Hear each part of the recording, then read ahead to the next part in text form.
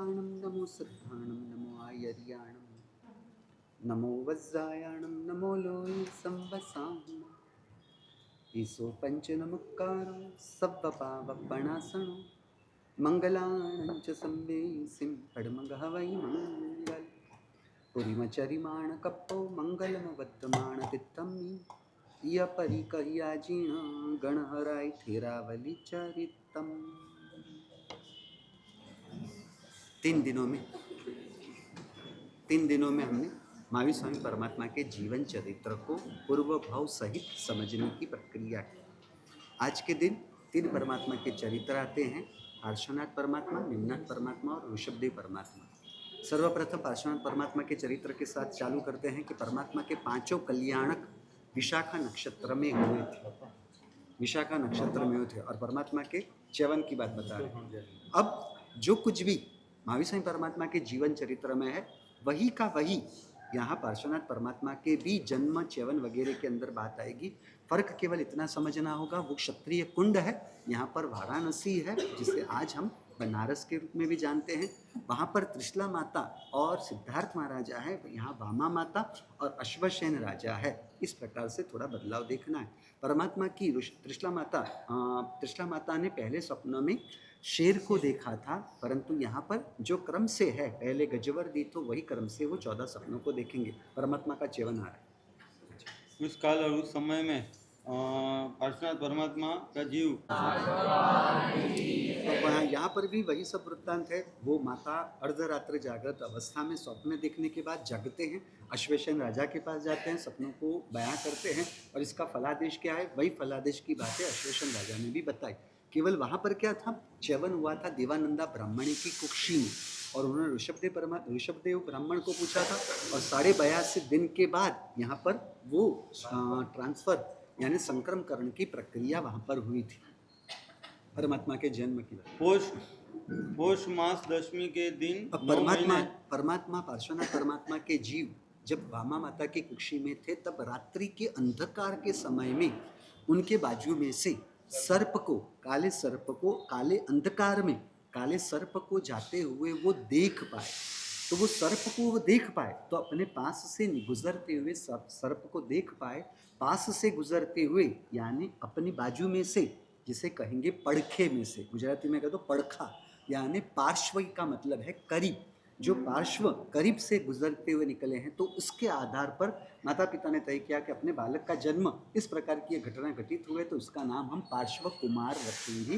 वो माता पिता ने निर्णय किया। पौषवती दशमी के दिन 9 महीने और 7.5 दिन परिपूर्ण होने पर मध्य रात्रि विशाख नक्षत्र के अंदर चंद्र के योग जब भी प्राप्त हुआ था, तभी निरोग्य वाले वामा माता ने परमात्मा रोग रहित ऐसे परमात्मा को जन्म दिया।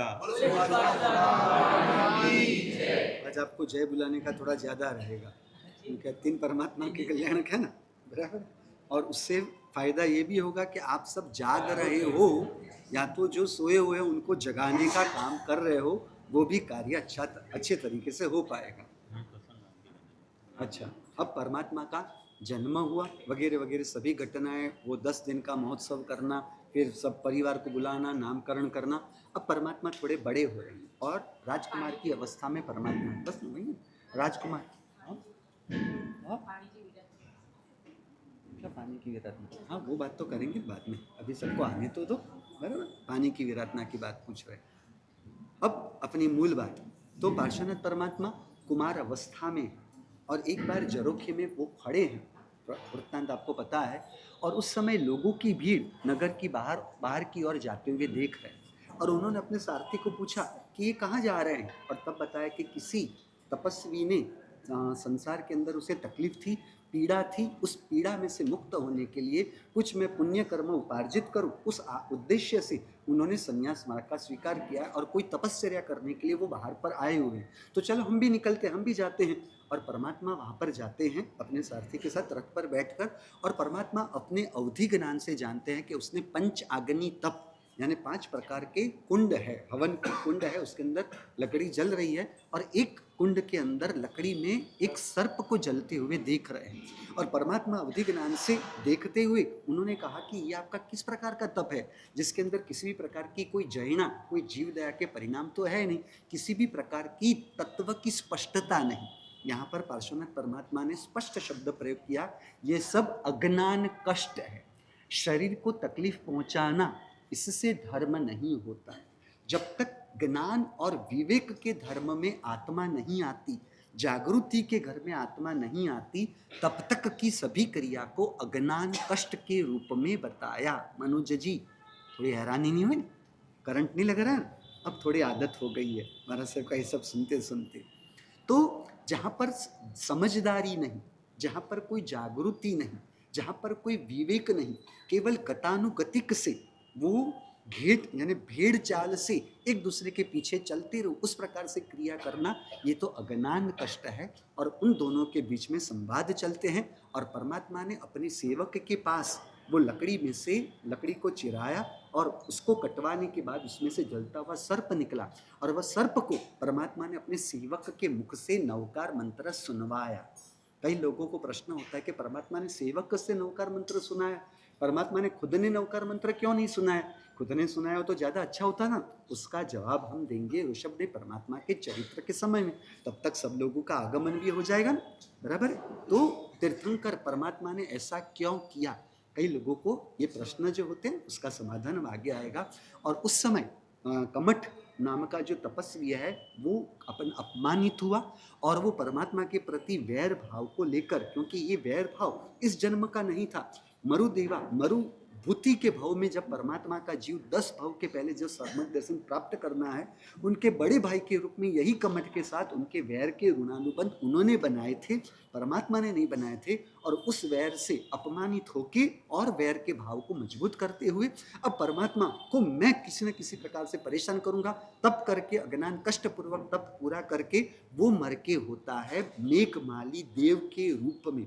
और मेघवाली देव के रूप में है। यहाँ पर परमात्मा की जय जयकार होती है, परमात्मा की युवा अवस्था आती है, तब प्रभावती रानी के साथ परमात्मा की विवाह होते हैं और परमात्मा इस प्रकार से संसार के अंदर सभी प्रकार के अपने कर्तव्यों को पालन करते करते परमात्मा जब 30 वर्ष की उम्र के हुए, तब नवलोकांतिक देव परमात्मा को 29 वर्ष की उम्र परमात्मा की होती है, तब नवलोकांतिक देव परमात्मा को आके विनंती करते कि परमात्मा आप संसार का त्याग कर और धर्म की स्थापना करने के लिए संयम का मार्ग अपनाएं। और परमात्मा ने 1 वर्ष के लिए वर्षिदान किया, 30 वर्ष की उम्र हुई और परमात्मा की दीक्षा होगी। पोष वद एकादशी के दिन प्रथम पहर में विशाला नाम की पालकी के अंदर बैठकर परमात्मा आश्रम पद नाम उद्यान के अंदर पधारे और अशोक वृक्ष के नीचे आकर पालकी को साइड में रखकर पालकी में से उतरकर वहाँ शरीर से आभूषण वगैरह उतारकर स्वयं परमात्मा ने पंचमुष्टि लोच किया, चौव्यारी अट्ठम का तप कर विशाख नक्षत्र में चंद्र के योग जब भी प्राप्त हुआ था, तभी इंद्र ने दिया हुआ देवदर्शी वस्त्र को धारण करके परमात्मा ने संयम जीवन को अंगीकार किया। अब परमात्मा ने 83 दिन तक अपने शरीर को घुसी रहा है, यानी शरीर पर आने वाले सभी कष्ट को प्रेम से, प्रसन्नता से, समता से परमात्मा ने धीरज पूर्वक सहन किया है। परमात्मा को ऐसा तो कोई उपसर्ग आया नहीं, परंतु एक उपसर्ग आता है जब मेघमाली देव परमात्मा को साधना करते हुए देखकर पूर्व के भाव के वैर का बदला लेने के लिए परमात्मा पर उपसर्ग करते हैं। अलग अलग प्रकार के उपसर्ग करने के बाद अंत में उन्होंने एकदम मूसलधार ही आप कहेंगे ना, मूसलधार बारिश वर्षा बरसाते हैं और वो पानी की धारा बढ़ते बढ़ते बढ़ते परमात्मा की नासिका तक पहुंचता है। और वह जो नाग को नवकार मंत्र परमात्मा ने सुनवाया था, वो मर के केवल मृत्यु नहीं हुई समता पूर्वक समाधि पूर्वक, परंतु मर के धर्मेंद्र देव के रूप में बनते हैं। केवल धर्मेंद्र पद नहीं मिला, परंतु इंद्र के पद को प्राप्त करना यानी निर्मल सम्यक दर्शन को प्राप्त करना, यानी परमात्मा ने उनको सम्यक दर्शन का भी उपहार दिया है। क्योंकि 64 के 64 इंद्र सभी इंद्र महाराजा सम्यक दृष्टि देव होते हैं, सभी को नियमा सम्यक दर्शन होता है। तो सर्प के भाव में सम्यक दर्शन हो या ना हो, परंतु परमात्मा ने उन्हें धर्मेंद्र पद दिलवाकर उन्हें सम्यक दर्शन पद का भी प्रदान किया है। अब बीच में मेरे द्वारा 66 इंद्र की बात आ गई थी, वो 66 इंद्र की मेरी गलती थी। कौन से प्रवचन में थी? चौथे दिन के या 5वें दिन के प्रवचन में मैंने 66, अब मेरे दिमाग में वो आंकड़े की गलती होने का कारण 66, ये पूरे 2.5 द्वीप के अंदर 66 सूर्य है और 66 चंद्र है, बराबर है। हमारे जम्बू द्वीप के अंदर 2 सूर्य 2 चंद्र है। इस प्रकार से आगे आगे बढ़ते हुए डबल डबल करते हुए 66 सूर्य चंद्र, तो मेरे दिमाग में वो 66 की संख्या इंद्र के साथ मैंने जोड़ दी, इसलिए मेरी गलती हुई। मिच्छामि निकड़म 64 इंद्र की बात यहाँ पर है, तो उसमें से धरणेन्द्र देव भी एक प्रकार के इंद्र हैं। तो परमात्मा ने उनको सम्यक दर्शन दिया और धरणेन्द्र परमात्मा पर इस प्रकार का उपसर्ग, तो उनका सिंहासन चलायमान हुआ। उन्होंने अपने ज्ञान के उपयोग से जाना, तो परमात्मा पर इस प्रकार से उपसर्ग हो रहा है। आए और अपने पटरानी जो पद्मावती जी है उनके साथ आते हैं। पद्मावती जी परमात्मा को नीचे से धारण करते हैं और ऊपर उठाते हुए, और धरणेन्द्र खुद वो कोई सर्प नहीं है, परंतु उनके भवनों के आकार सर्प के आकार के होते हैं। कई बार लोग समझते हैं धरणेन्द्र का मतलब है सर्प, अब परंतु धरणेन्द्र जब कभी भी लोगों को साधना करते हुए दर्शन देंगे तो वो दर्शन सर्प के रूप में देते हैं।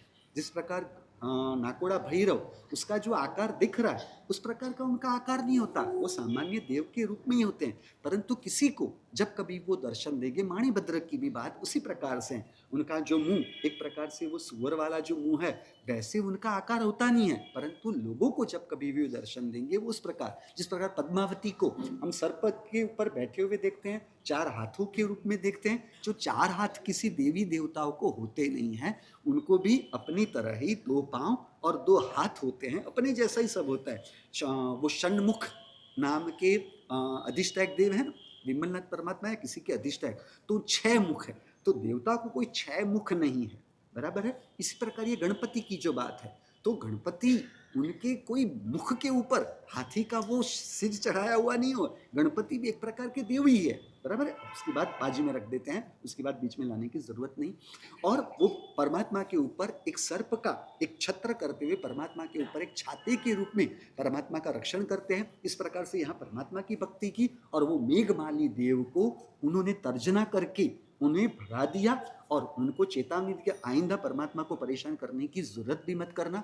और इस परिस्थिति में पार्श्वनाथ परमात्मा के लिए कलिकाल सर्वज्ञ हेमचंद्राचार्य जी ने कहा कि परमात्मा को धरणेन्द्र देव परमात्मा की भक्ति कर रहे हैं और कमठ परमात्मा को मरणांत उपसर्ग के रूप में परमात्मा को तकलीफ पहुंचाने की प्रक्रिया करे, परंतु परमात्मा के अंतर में दोनों के लिए सम भाव की स्थिति है, मध्यस्थ भाव की स्थिति है। ये अच्छे हैं, ये बुरे हैं, इस प्रकार का भी विभाग परमात्मा के अंतर में नहीं है। इस प्रकार की परमात्मा की समता, प्रभुस्तुल्य मनोवृत्ति, पार्श्वनाथ परमात्मा की स्तुति तो आती होगी ना सबको।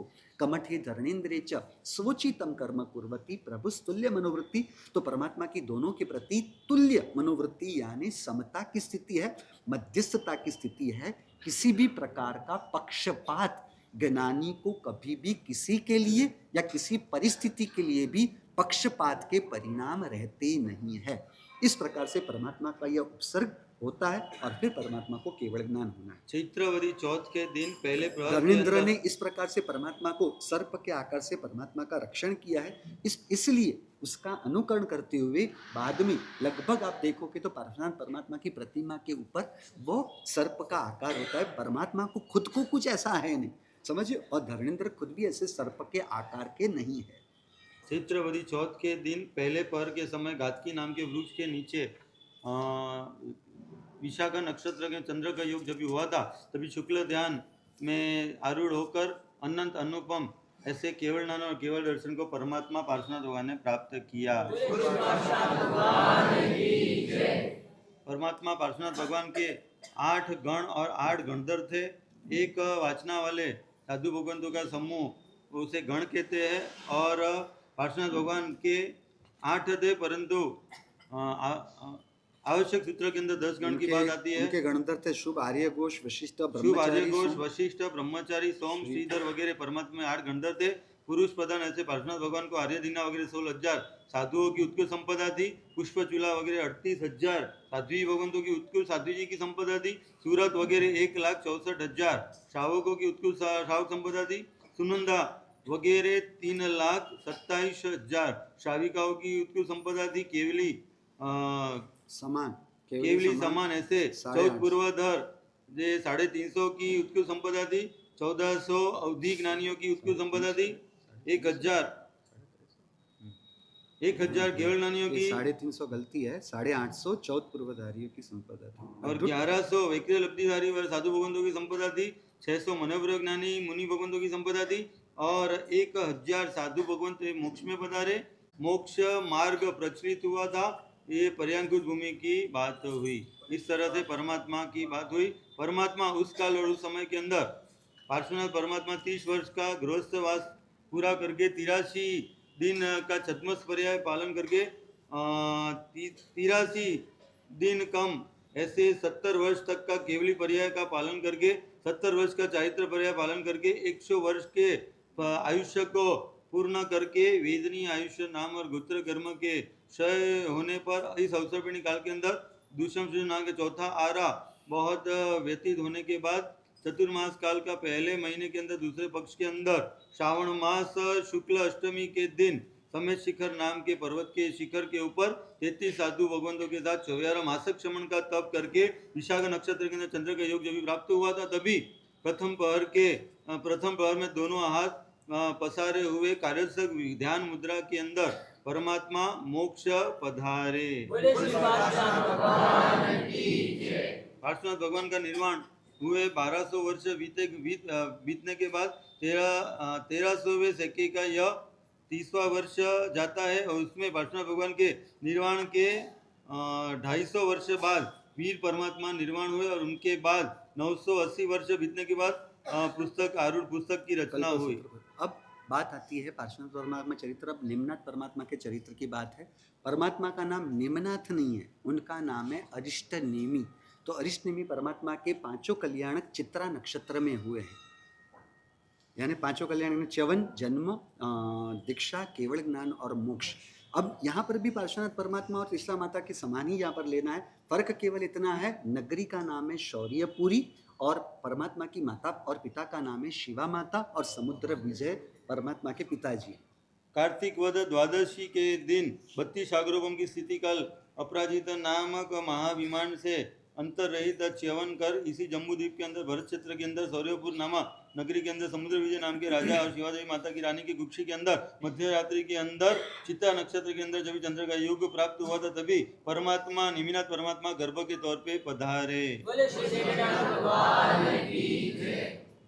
उस काल और उस समय के अंदर निमिनाथ परमात्मा वर्षा काल के प्रथम मास और दूसरे पक्ष में श्रावण शुक्ल पंचमी के दिन 9 मास पूर्ण होने पर चित्ता नक्षत्र में चंद्र का योग जब भी प्राप्त हुआ था तभी निरोगी ऐसे शरीर वाले शिवा देवी माता ने परमात्मा को पुत्र रत्न ऐसे निमिनाथ परमात्मा को जन्म दिया।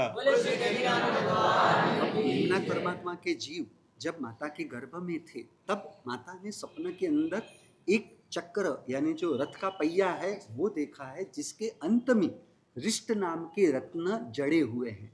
तो ये रिष्ट नाम के रत्न से युक्त ऐसा देखा, इसलिए उन्होंने सोचा कि इनका नाम रिष्ट रखेंगे। परंतु रिष्ट तो अशुभ का सूचक है उस शब्द का अर्थ, इसलिए उसका विरोधी, योग्य का विरोधी जिस प्रकार अयोग्य करते हैं तो रिष्ट का उल्टा किया अरिष्ट, और इस प्रकार से अरिष्ट नेमि का नाम परमात्मा का रखा गया।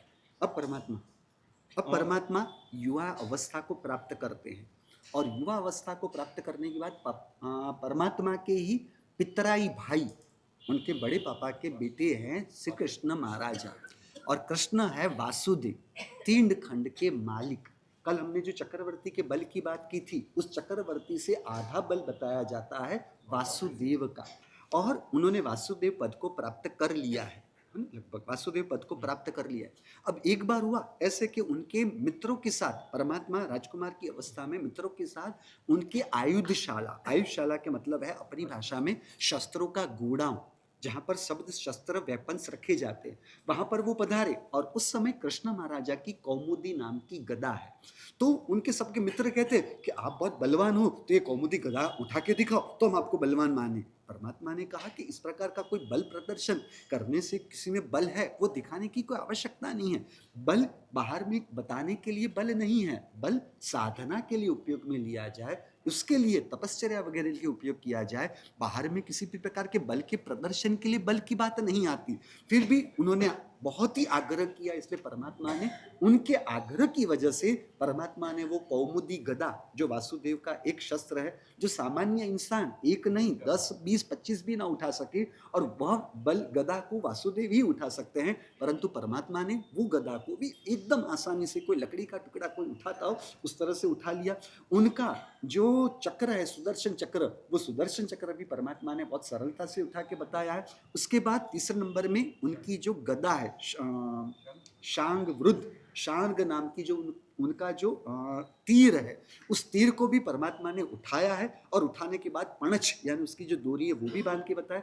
और अंत में उनका जो पंचजन्य नाम का जो शंख है, वो शंख कोई उठा भी नहीं सकता, परमात्मा ने उठाया और उसमें हवा देखते हुए वो शंख को बजाने की क्रिया की। सामान्य शंख भी सामान्य इंसान को बजाना हो तो सबके बस की बात नहीं, बहुत ही ताकत लगानी पड़ती है। ये तो पंचजन्य शंख है, वो पंचजन्य शंख को परमात्मा ने हवा से पूरते हुए उसे बजाया, और पूरे नगर के अंदर उथल पथल हो जाती है, और लोग यहाँ वहाँ दौड़ने लगते हैं। और ये आवाज़ पहुंची कृष्ण महाराज के वहाँ, और उनको लगा कि कोई शत्रु आया है जो मेरे पंचजन्य शंख को बजा रहा है। उसने तुरंत ही वो अपने आयुधशाला के अंदर आते तो देखा, तो परमात्मा को देखा, और परमात्मा को देखते हुए उनको मन में शंका होती है, क्या ये मेरे साम्राज्य को ले तो नहीं लेंगे? इसलिए उन्होंने कहा कि मैं आपसे ज्यादा बलवान हूं। परमात्मा ने कहा आप बलवान हो तो अच्छा है, नहीं परंतु आपने ये सब करके दिखाया है तो आप भी बलवान हो, तो हम दोनों मल्ल युद्ध करके अपने बल की तुलना करते हैं। परमात्मा की ये सब करना अपने लिए उचित नहीं है, नहीं हमें तो करना ही है किसका बल अधिक है, क्योंकि उन्हें पता नहीं है कि ये तीर्थंकर का जीव है। तो वासुदेव वो कृष्ण महाराजा निर्मल सम्यक दर्शन को धारण किए हुए हैं, इसलिए उनको तीर्थंकर के प्रति कोई ऐसा भाव नहीं, परंतु पता न होने की वजह से वो कहते नहीं हम किसी भी प्रकार की कुछ आयोजन ऐसा करते जिससे तुलना पता चले। और परमात्मा ने कहा ये मल्ल युद्ध करके जमीन पर लेटना वगैरह, मिट्टी से अपने शरीर को बिगाड़ना, वो हमारे लिए उचित नहीं है। यदि आपको बल की तुलना करनी है तो हम दूसरे तरीके से कर सकते हैं, और दोनों अपना हाथ ऊपर करते हैं और हाथ को झुकाने की प्रक्रिया करनी है, जो दूसरे के हाथ को झुका सकेगा, और जो न झुका सके उसके आधार पर बल के बारे में हमें पता चल जाएगा। और परमात्मा वो कृष्ण महाराजा के हाथ को बहुत ही आसानी से सरलता से नीचे झुका देते हैं, और फिर निम्नाथ परमात्मा ने अपने हाथ को उठाया। कृष्ण महाराजा एक हाथ से जोर करते, दूसरे हाथ जोर करते, और अपने शरीर का पूरा जोर लगा देते, फिर भी ना झुके, और फिर वो अब उसके ऊपर लटक जाते हैं, परंतु परमात्मा का हाथ एक बाल जितना भी हिलता नहीं है। और उनको मन में शंका हुई, इतने सारे बलवान हैं, मुझे तो पता ही नहीं है, ये मैंने इतनी मेहनत करके जरासंध प्रति वासुदेव के साथ युद्ध कर मैंने जो 3 खंड का साम्राज्य प्राप्त किया है, ये मेरा साम्राज्य पूरा ले लेंगे। तो जैसे ही वो ऐसा सोचते हैं, आकाशवाणी होती है देवताओं की ओर से कि आप इसकी चिंता मत करो, ये साम्राज्य प्राप्त करने वाले हैं, परंतु ये जड़ साम्राज्य प्राप्त करने में इनकी आंशिक भी रुचि नहीं, ये तो अपने अनंत गुणों की समृद्धि साम्राज्य को प्राप्त करने वाले हैं, ये मोक्ष के साम्राज्य को प्राप्त करने वाले हैं। बाहर की ऐसी जड़ संपत्तियों में उनका एक अंश मात्र भी रस नहीं है। और फिर भी उन्होंने सोचा करे तो क्या, शिवा माता परमात्मा को शादी के लिए बार बार मनाने की कोशिश करते हैं कि आप शादी कर लो, शादी कर लो, शादी कर लो, परंतु परमात्मा एक ही उत्तर देते हैं, कोई उचित कन्या मिलेगी तब देखेंगे, अभी कोई जरूरत नहीं है। इस प्रकार ये बात को टाल रहे और निम्नाथ परमात्मा की शादी कराने की सोच करते हैं कृष्ण महाराजा। इसलिए यदि शादी हो जाएगी और शारीरिक संबंध की प्रक्रिया होगी तो आज का विज्ञान भी कहता है कि ब्रह्मचर्य का पालन करने वाले इंसान की 10 वर्ष में जो शक्ति का व्यय होता है, ब्रह्मचर्य का पालन करने वाले इंसान के 10 वर्ष में जो शक्ति का व्यय होता है, ब्रह्मचर्य का पालन न करने के वाले की वह शक्ति 1 वर्ष में ही क्षीण हो जाती है। इसलिए उन्होंने सोचा शादी करवा देंगे तो अपने आप वो बल क्षीण हो जाने पर ये मेरी जो समृद्धि है, ये मेरे 3 खंड के साम्राज्य के ऊपर अपना आधिपत्य जमा नहीं सकेंगे। और फिर मनाने के लिए उन्होंने अपनी 8 महापटरियानियां हैं उनको परमात्मा के पास मनाने के लिए किया। परमात्मा को अलग अलग बात करते हुए मनाने का प्रयास करते हैं, परमात्मा मौन रहते हैं, परमात्मा किसी भी प्रकार का कोई उत्तर नहीं देते हैं। और उन्होंने अर्थघटन कर लिया, मौनम न निषिद्धम अनुमतम, यानी उन्होंने निषेध नहीं किया है, परंतु उसका मतलब हो गया अनुमति दे दी है। परंतु यहां तो मतलब क्या था, न निषिद्धम सर्वथा निषिद्धम, यानी जो निषेध नहीं कर रहे हैं हकीकत में उसका मतलब था कि सर्वथा निषेध के रूप में ही। और उन्होंने घोषणा कर दी कि मेरे पर निमी कुमार है, शादी करने के लिए तैयार है, निमी कुमार है, शादी करने के लिए तैयार हो गए। और उनकी शादी तय होती है इनके साथ, राजीमती के साथ शादी तय होती है। परमात्मा ने भी वहां पर किसी भी प्रकार का कोई विरोध नहीं किया। और पूरी यानी क्या बात, बारात को लेकर परमात्मा रथ पर बैठे हैं, सुशोभित है, और वो रथ पे बैठे हुए बारात के साथ परमात्मा राजीमती की ओर जा रहे हैं। और उस समय परमात्मा निमी कुमार रथ के ऊपर विराजमान है, और वो दूर से एक श्वेत रंग के, श्वेत वर्ण के महल को देखकर सारथी को पूछते हैं कि ये महल किसका है। वो सारथी कहता है, परमात्मा आप तो बहुत ही लल्लू हो, एकदम लल्लू हो। परमात्मा ये बेल्लारी वाले, जो बेल्लारी में रहने वाले होते हैं ना, शादी की बात नहीं, सगाई की बात नहीं, सगाई के पहले ही ये महल किसका है, ये महल आपके जो ससुर जी हैं उस ससुर जी का ये महल है। और ये बेल्लारी वाले इतने होशियार होते हैं, शादी नहीं सगाई के पहले उनको सब कुछ पता चल जाता है। उनके फेसबुक के अकाउंट को देख लेते हैं, उनके इंस्टाग्राम को, सोशल मीडिया को देखकर पूरी तरह से सभी जानकारी को प्राप्त कर लेते हैं। परमात्मा शादी करने से पहले ऐसा होता तो बेल्लारी वाले लोगों से आपने मार्गदर्शन ले लिया तो आपको वो पूरी तरह से ट्रेनिंग दे देते। अनिल जी पहले से सब पता था ना, नहीं पता था? हाँ देखो, उनके समय में भी सब पता था, बराबर है। तो परमात्मा इतने सरल है कि उन्होंने इस प्रकार की, बेल्लारी की बात तो मैंने जोड़ दी है भैया। तो परमात्मा सोचते हैं अभी किसी के महल के बारे में पता हो ना पता हो, इस जान के करना क्या है, ये आत्मा के लिए कोई उपयुक्त नहीं है। और उसी समय घटना के बारे में आप जानते हो, परमात्मा की शादी के निमित्त से वहां पर मांसाहार का भोजन सबको कराना था। और उस समय सब पशुओं को बांधा हुआ था। पशुओं की आवाज सुनकर परमात्मा ने पूछा ये क्या है। और फिर परमात्मा के जो साले बनने वाले थे उनको बुलाया और उनको इस पशु के बारे में पूछा। उन्होंने बताया कि आपकी शादी के निमित्त से जो भी राजा महाराजा वगैरह अलग अलग जगह से सब आए हैं, उनके भोजन के लिए ये मांसाहार की व्यवस्था है। कई लोगों को विचार आता है कि परमात्मा तीर्थंकर की आत्मा है, तो मांसाहार की प्रक्रिया ये तो कृष्ण महाराजा वगैरह के द्वारा कुछ आयोजन होगा। और उस समय की बात जो है वो बात करने का मेरे पास समय नहीं है। वर्तमान में जिस प्रकार की ये जैन कुल की व्यवस्था है, पूर्व के समय में इस प्रकार की जैन कुल की व्यवस्था नहीं थी। पूर्व के काल में केवल 4 जाति की व्यवस्था रहती थी। क्षत्रिय कुल, वणिक कुल, क्षत्रिय वणिक है, वैश्य कुल, क्षणिक ब्राह्मण कुल और शूद्र कुल। अब क्षत्रिय कुल यानी राजा महाराजा वगैरह जो होते थे वो क्षत्रिय कुल के होते थे। वैश्य यानी जो बनिए के रूप में, व्यापारी के रूप में बिजनेसमैन होते हैं, वह वैश्य कुल है। और तीसरे नंबर में ब्राह्मण, उनकी जिम्मेदारी रहती थी पढ़ना और पढ़ाना। और शूद्र कुल का काम क्या कहता था, वो जो भी साफ सफाई का वगैरह जो काम करना हो वो साफ सफाई की जिम्मेदारी शूद्र कुल में रहती थी। अब जिसे जो धर्म पसंद हो उस धर्म का अनुसरण कर सकता है। यानी ब्राह्मण को यदि जैन धर्म पसंद हो तो वो भी जैन धर्म को अपना सकता है, यानी पाले उसका धर्म था। ये 300-400 साल पहले ये पूरी व्यवस्था बदली है। अभी व्यवस्था कैसी हो गई है, पहले के समय में कैसी थी व्यवस्था। अरविंद जी आप जैन धर्म का पालन करने वाले थे, बराबर है, और आप व्याख्यान के बाद आपने मुझे गुजरी की विनंती की। अब आपके घर में जब गुजरी के लिए वारने के लिए आया तब तो आप व्यापार के लिए निकल गए थे, और आपकी जो पत्नी थे वो ब्राह्मण धर्म का पालन, यानी ब्राह्मण क्या, वो शिव धर्म का पालन कर रहे हैं। आपके बेटे हैं वो बौद्ध धर्म का पालन कर रहे हैं। अब उनका आदर बहुमान भाव, उनका आदर बहुमान तो जो शिव के सन्यासी होंगे, शैव सन्यासी, उनके प्रति होगा, जैन साधु के प्रति कैसे होगा। तो इस प्रकार का अनुभव विपरीत महात्माओं को होता था। तो जिस प्रकार महात्माओं को होता था उस प्रकार आप शिव धर्म का पालन करते हुए शिव साधु, जो शिव साधु थे उन्हें आप भिक्षा के लिए आमंत्रित करते, परंतु आपके श्रावी का वो जैन धर्म का पालन करते हुए वो उनकी आक्ता स्वाक्ता वगैरह नहीं करेंगे। तो इस प्रकार के दूसरों को अनुभव इस प्रकार के होने की वजह से 400 साल पहले ही सब धर्मों ने मिलकर ये व्यवस्था निश्चित की कि पुरुष प्रधान धर्म यहाँ इस प्रकार से होगा। जो पुरुष धर्म का पालन करते होंगे उनके साथ जो भी जुड़ेंगे वो उसी धर्म के कहलाएंगे। यानी मुसलमान की शादी हिंदू के साथ होती है तो वो स्त्री मुसलमान के रूप में न रहते हुए वो भी हिंदू कहलाएगी। हिंदू स्त्री यदि जैन पुरुष के साथ शादी करती है तो वो भी जैन कहलाएंगे, फिर उनके पुत्र भी जैन कहलाएंगे। ये व्यवस्था 400 साल पहले थी। पूर्व के समय में ये व्यवस्था नहीं थी। जिसे जो धर्म पसंद हो वो उस धर्म को अपनाकर उस धर्म की आराधना में अपने आप को जोड़ सकते हैं। अब क्षत्रिय थे, उनको तो लड़ना सुरक्षा करना इस प्रकार की जिम्मेदारी उनकी थी। अब शरीर की शक्ति के बल के लिए वे लोगों में मांस का उपयोग स्वाभाविक था। अब क्षत्रिय जो मांसाहारी स्वाभाविक रूप से पुरखों से इस प्रकार का वो करते आ रहे हो, अब उन्हें जैन धर्म पसंद पड़े तो क्या वो जैन धर्म का स्वीकार कर सकते हैं या नहीं कर सकते? जैन धर्म का वो स्वीकार कर सकते हैं। अब जैन धर्म का स्वीकार करे और मांसाहार यदि वो पहले से ही उनके शरीर की उस प्रकार की प्रकृति, शरीर का वो ढांचा इस प्रकार से बना हुआ है कि वो मांसाहारी करते आ रहे हैं, तो जैन हो और फिर वो मांसाहार उसे छोड़ना ही होगा।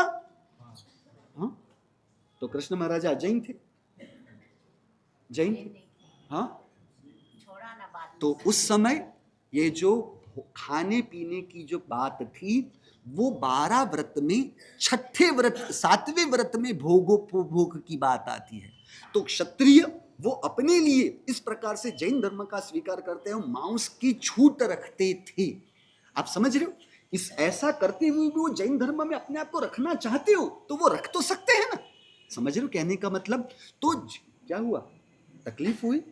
जैन हो, मैं तो कई बार आपके लिए, आप तो ऐसा ही मान बैठे जैन हो इसलिए वो मांसाहार कर ही नहीं सकते, बराबर ना? और आपका बस चले ना मनोज जी, तो आप जो सम्यक दर्शन को पाए हुए हो, ऐसे तीर्थंकर शांतिनाथ परमात्मा को 1,92,000 पत्नी के साथ शादी करने देते? 1,92,000 क्या परमात्मा को आप शादी करने देते? देते नहीं देते? इतनी सारी शादियां करे और बच्चों की संख्या तो आपको बताने के लिए हमें मना किया गया है। अब उतने बड़े बच्चों की संख्या करे तो उनको सम्यक दर्शन हो सकता है? सम्यक दृष्टि आत्मा भरत चक्रवर्ती युद्ध कर सकते हैं? मनोज जी, आपका बस चले तो आप उनका सम्यक दर्शन छीन लोगे ना, क्योंकि सम्यक दर्शन हुआ है तो पंचेंद्र जीवों की हिंसा आप 6 खंड के साम्राज्य को प्राप्त करने के लिए नहीं कर सकते हो, आप उन्हें करने देते? इसलिए मैं कहूं आपको, अच्छा हुआ शांतिनाथ भगवान के समय में आपका जन्म नहीं हुआ, वरना आप परमात्मा को परमात्मा के रूप में मानने के लिए भी तैयार नहीं होते। शांतिनाथ परमात्मा, कुंथुनाथ परमात्मा, अरनाथ परमात्मा तीनों चक्रवर्ती है और तीनों के पुत्र की संख्या 4 करोड़ की टोटल है। जैनों की बस्ती से 4 गुना बढ़ के है। अब ऐसे को क्या तीर्थंकर मानना उचित है? ये तो कैसा हुआ, 100 चूहे खाकर बिल्ली हज को चली। इतने सारे भोग को भुगत कर, इतने सारे बच्चों को पैदा करके और फिर वो दीक्षा के लिए निकले। ऐसी दीक्षा को दीक्षा कहते हैं? ऐसे प्रभु को प्रभु कहते हैं? समझ रहे हो? इसलिए वो आचरण, मांसाहार की प्रक्रिया या हिंसा की प्रक्रिया या भोग की प्रक्रिया, वो उनके भोगावली कर्म के उदय का फल है। और भोगावली कर्मों का नाश होता है वितरागता के बाद, और सम्यक दर्शन हो जाता है उसके बहुत पहले। बात समझ रहे हो? तो श्रावक पने के गुण स्थानक में रहते हुए भी यदि वो मांसाहार, उनका शरीर उस प्रकार से ही आदि हो गया हो, आपको पता है ना, शेर मर जाना पसंद करेगा परंतु घास कभी नहीं खाएगा। और ऐसे शेर सम्यक दर्शन तो ठीक, देशवृत्ति गुण स्थानक में भी पाए जाते हैं लाखों और करोड़ों की संख्या में। यदि सम्यक दर्शन आपका वो उचराया वाला, वो सूदेव और कूदेव वाला नहीं है भैया, आत्मा की अनुभूति रूप सम्यक दर्शन की बात है। एक और अपने शरीर का इसी प्रकार का ढांचा है कि वो घास थोड़ी ना खाने वाला है, और मांस खाते हुए भी क्या उनका सम्यक दर्शन रह सकता है? आपका बस चले तो अरविंद जी आप उनके सम्यक दर्शन को छीन लोगे या रिजेक्ट कर दोगे। इसलिए यहां पर वो क्षत्रिय है, और सभी लोगों ने तो जैन धर्म का स्वीकार थोड़ी ना किया हुआ है। समझ रहे हो? किसी ने जैन धर्म का स्वीकार किया, कई लोगों का नहीं किया हुआ है। इसलिए वो मांसाहार की व्यवस्था वहां पर करवाई गई थी। परमात्मा खुद खाते या नहीं खाते हैं, कृष्ण महाराजा खुद खाते या नहीं खाते, वो बात अलग है। परंतु क्षत्रियों की ही ये परिस्थिति क्षत्रियों की ही पूरी बारात थी और उनका स्वाभाविक भोजन इस प्रकार का रहता था। वर्तमान में भी जो क्षत्रिय के रूप में पहचाने जाते हैं उन लोगों में भी मांसाहार कॉमन है, सामान्य है। उस प्रकार से यहाँ ये सब मैं बातें कर रहा हूँ मांसाहार के समर्थन में नहीं, परंतु समाधान का मैं प्रयास कर रहा हूँ कि ये ऐसा क्यों था, क्योंकि कई लोगों को ऐसा प्रश्न होता है। अब कल की जो बात निकली थी तो कई लोगों को ऐसा हुआ कि महाराज साहब यहाँ पर वो पानी की विराधना के लिए, इस शक्रस्तव के लिए बोलते हैं या तो पानी के अभिषेक के लिए बोलते हैं। तो इंद्र महाराजा ने वहां पर जो अभिषेक किया था तो उस समय पर उनको कोई दोष नहीं लगा था। वो कितने वर्षों में एक बार है, बराबर है। दूसरी बात, परमात्मा के लिए वो 300 किलोमीटर के कलश की बात भले बताई, परंतु जो परमात्मा का आकार होगा उस आकार में इंद्रों की हाइट अपने जैसी 7, यानी परमात्मा वीर प्रभु की हाइट 7 हाथ की है, देवों की हाइट उत्कृष्ट से 7 हाथ की होती है। अब वो खुद 7 हाथ में रहेंगे और कलशों का भी आकार उस प्रकार से रहेगा, परंतु संख्या तो इतनी बड़ी है ना, इसलिए वो छोटे कलशों में जो छोटा पानी है उससे। अब ऋषभदेव परमात्मा की हाइट कितनी है? 500 धनुष्य यानी 1.25 किलोमीटर। अब 1.25 किलोमीटर के परमात्मा का अभिषेक करना होगा, तब वो इंद्र महाराजा के 7 हाथ में रहेंगे, सभी देवता उस प्रकार की हाइट में रहेंगे। अब परमात्मा 500 धनुष्य तो युवानी की हाइट की बात है, जब छोटे हैं तब कम से कम तो 75 यानी 1.25 किलोमीटर की बात हो तो 1.25 किलोमीटर की जगह पर 200 मीटर के आसपास, 150 मीटर के आसपास तो उनकी हाइट हो सकती है ना। तो 150 मीटर की हाइट के लिए देवता भी अपना इस प्रकार का बड़ा शरीर रखेंगे और कलश भी उस प्रकार के साइज के होंगे। मूल कलश उस प्रकार के होते हैं और फिर उन्हें, वो देवता है इसलिए वो वैक्रीय शक्ति से, एक अपनी भाषा में कहो तो के लाल के जादू से उसे छोटा करते हैं। और यह अभिषेक एक बार है और वो अभिषेक में आपका अंतर से वो उत्साह, वो भक्ति भाव कितना है, आप उसके साथ भी उसकी तुलना कर लो। क्योंकि यहाँ इंद्र महाराजा के अंतर में वो आनंद समा नहीं रहा है, वो हर्ष समा नहीं रहा है, और उस हर्ष को पूरा करने के लिए, उस हर्ष का पूरा अनुभव व्यक्त करने के लिए उनको 8 दिनों तक नंदीश्वर द्वीप में रहते हैं और वहां परमात्मा की भक्ति करते हैं। आपके यहाँ के जैसी वो भावना की बात नहीं है। यहाँ भावना हो तो कैसा होता है, केवल आए, परमात्मा को हाथ जोड़ा, 2 मिनट बैठे, 5 मिनट बैठे और निकल गए। मुझे कहा ना आपके यहाँ पर वो परमात्मा का गोड़िया पारना रखा हुआ था, भावना चल रही थी और महाराज से वो गोड़िया पारना झुलाने के लिए आधे घंटे के लिए लाइन में खड़ा रहना पड़ेगा, 20 मिनट 15 मिनट तो कम से कम है। यानी लोगों का कैसा रहता है, ये वो पारना झुलाए और निकल गए, पारना झुलाए, वो करना चाहिए, बहुत अच्छा होता है, लाभ मिलता है। आपके यहाँ पर लाभ लाभ लाभ, बराबर। वो लाभ लाभ की तो बात आपके तो दिमाग में इतनी वो घुस गई है, पता ही नहीं। तो वो लाभ लाभ वैसी नहीं, मेरे परमात्मा की भक्ति चल रही है, तो मैं केवल यहाँ पर गोड़िया, वहां पर वो स्तवन भी चलते हो और आप लाइन के अंदर फोन के ऊपर बात करते हो, लोगों के साथ गप्पे मारते हो। यहाँ कहाँ कोई ऐसा भक्ति भाव आपके अंतर में है। और आगे की बात, परमात्मा का जो मेरु पर्वत पर इतनी बड़ी संख्या में अभिषेक है, तो वो जल कहीं पर भी निगोद की विराधना हो उस प्रकार से नहीं होता। वो जो पर्वत है, उस पर्वत पर जो जंगल वनस्पति वगैरह हैं उनको वो प्राप्त होता है। यहाँ पर पानी परखने की व्यवस्था न होने पर यहाँ पर वो नील की विराधना होना, वह भी महत्वपूर्ण चीज थी। ये सब चीजों को ध्यान में रखते हुए उसकी बात को, यानी लोग क्या करते हैं पता है, लोग महात्मा को सुनने नहीं आते, लोग अपने आप को सुनने आते हैं और अपने बारे में क्या समर्थन में काम लगता है नहीं लगता है, उसी के आधार पर लोग उस शब्दों का अर्थघटन करते हैं। समझ, महाराज साहब ने पानी के लिए कहा था, तो महाराज साहब ने यहाँ पानी के लिए, यहाँ इंद्र महाराजा को तो सम्यक दर्शन है, उनको भी ये विराधना नहीं करनी चाहिए ना भैया। You can give without loving but you can not love without giving. परमात्मा के प्रति अंतर का वो भक्ति भाव ही इतना है कि उससे वो अभिषेक कर नहीं रहे हैं, उनसे वो भक्ति वश, भक्ति की पराकाष्ठा से वश उनसे वो भक्ति हो रही है। और अरविंद जी आप पूजा कर रहे हो, समझ रहे हो, परमात्मा के प्रति अनंत भक्ति के वश आपसे वो पूजा हो नहीं रही है और कर रहे हो, और फिर आगे आगे अब इतने सालों से करते, इसलिए पूजा करनी चाहिए, एक ड्यूटी के रूप में आप जुड़े हुए। समझो, पूजा नहीं करेंगे तो अच्छा नहीं होगा, ये करना अच्छा रहेगा, ऐसी कोई सोच इंद्र महाराजा की नहीं है जो सोच आपकी है। इसलिए अंतर के परिणामों की पहले तुलना करो और उस तुलना के बाद उसके बाहर की प्रक्रिया की तुलना करो। उल्टी बात पकड़नी, क्योंकि ये संस्कार ही हमें परमात्मा की देशना में भी उल्टी बात को ही, इसलिए महात्मा क्या कह रहे हैं उससे महात्मा क्या कहना चाहते हैं उसे यदि आप पकड़ते हो तो आपको कहीं पर भी इस प्रकार के कुतर्क नहीं बनेंगे। आप तो सब सरल हो, इसलिए आप में तो ऐसा नहीं होना है, तो जिस किसी को ऐसा होना है उनकी बात है, आप में थोड़ी ना ऐसा कुछ होता है। होता है नहीं होता है, होता है नहीं होता है नहीं होता। छोड़ो छोड़ो छोड़ो, अभी जाने दो। इस प्रकार से परमात्मा यहाँ पर उनके आए और परमात्मा ने कहा कि एक शादी के संबंध में जुड़ने के लिए इतने जीवों की हिंसा करनी पड़ती हो, शादी जीवन के प्रारंभ में यदि इतनी हिंसा है तो शादी के बाद कितनी बड़ी हिंसाएं होंगी। एक बार के शारीरिक संबंध जुड़ने पर 2 लाख से 9 लाख पंचेंद्रिय जीवों की हिंसा होती है। ये तो हिंसा जब संबंध जुड़ा जाएगा तब, उसके पहले इतनी सारी विराधना करनी पड़ती हो तो आगे इतनी बड़ी विराधना हमें नहीं करनी। और वहां पर उन्होंने कहा कि हम संसार का त्याग करके जा रहे हैं, और उस समय राजीमती जी मनोमन परमात्मा के लिए सोचते हैं कि आपके साथ मैंने मन से अपने आप को सौंप दिया था, अंतरात्मा से आपको सौंप दिया, इसलिए अब मैं दूसरों को समर्पित नहीं हो सकती हूं। और वो मनोमन सोचते हैं कि पाणी ग्रहण हस्त मेलाप रूप भले नहीं हुआ, परंतु आपके हस्त को मैं आशीर्वाद के रूप में, आपसे मैं दीक्षित होकर आपसे आशीर्वाद ग्रहण करने के रूप में भी आपके हस्त का मैं इस प्रकार से स्वीकार करूंगी। परमात्मा की माता वगैरह ने समझाया, परंतु परमात्मा की माता को परमात्मा ने बहुत सरल जवाब दिया।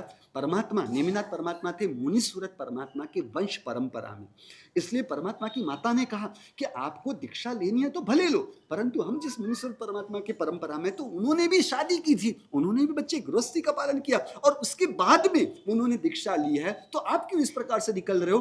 तब परमात्मा ने कहा कि उनके भोगावली कर्म निकाचित होने की वजह से, वो भोगावली कर्म को पूरा करने के लिए उनको ये व्यवहार में जुड़ना आवश्यक था। हमारे ऐसे कोई भोगावली कर्म नहीं है और हम ऐसी स्त्री में आसक्त होना नहीं चाहते जो उसके प्रति रागी हो तो ही उसका उसके प्रति राग टिकता हो, जो उसके प्रति रागी ना हो उसके प्रति भी उसका राग बना रहे, हम उस कन्या से विवाह करना चाहते हैं। स्त्री का राग या पुरुष का राग एक दूसरे के प्रति कब तक है, जब तक आपका राग है तब तक सामने वाले का राग रहेगा।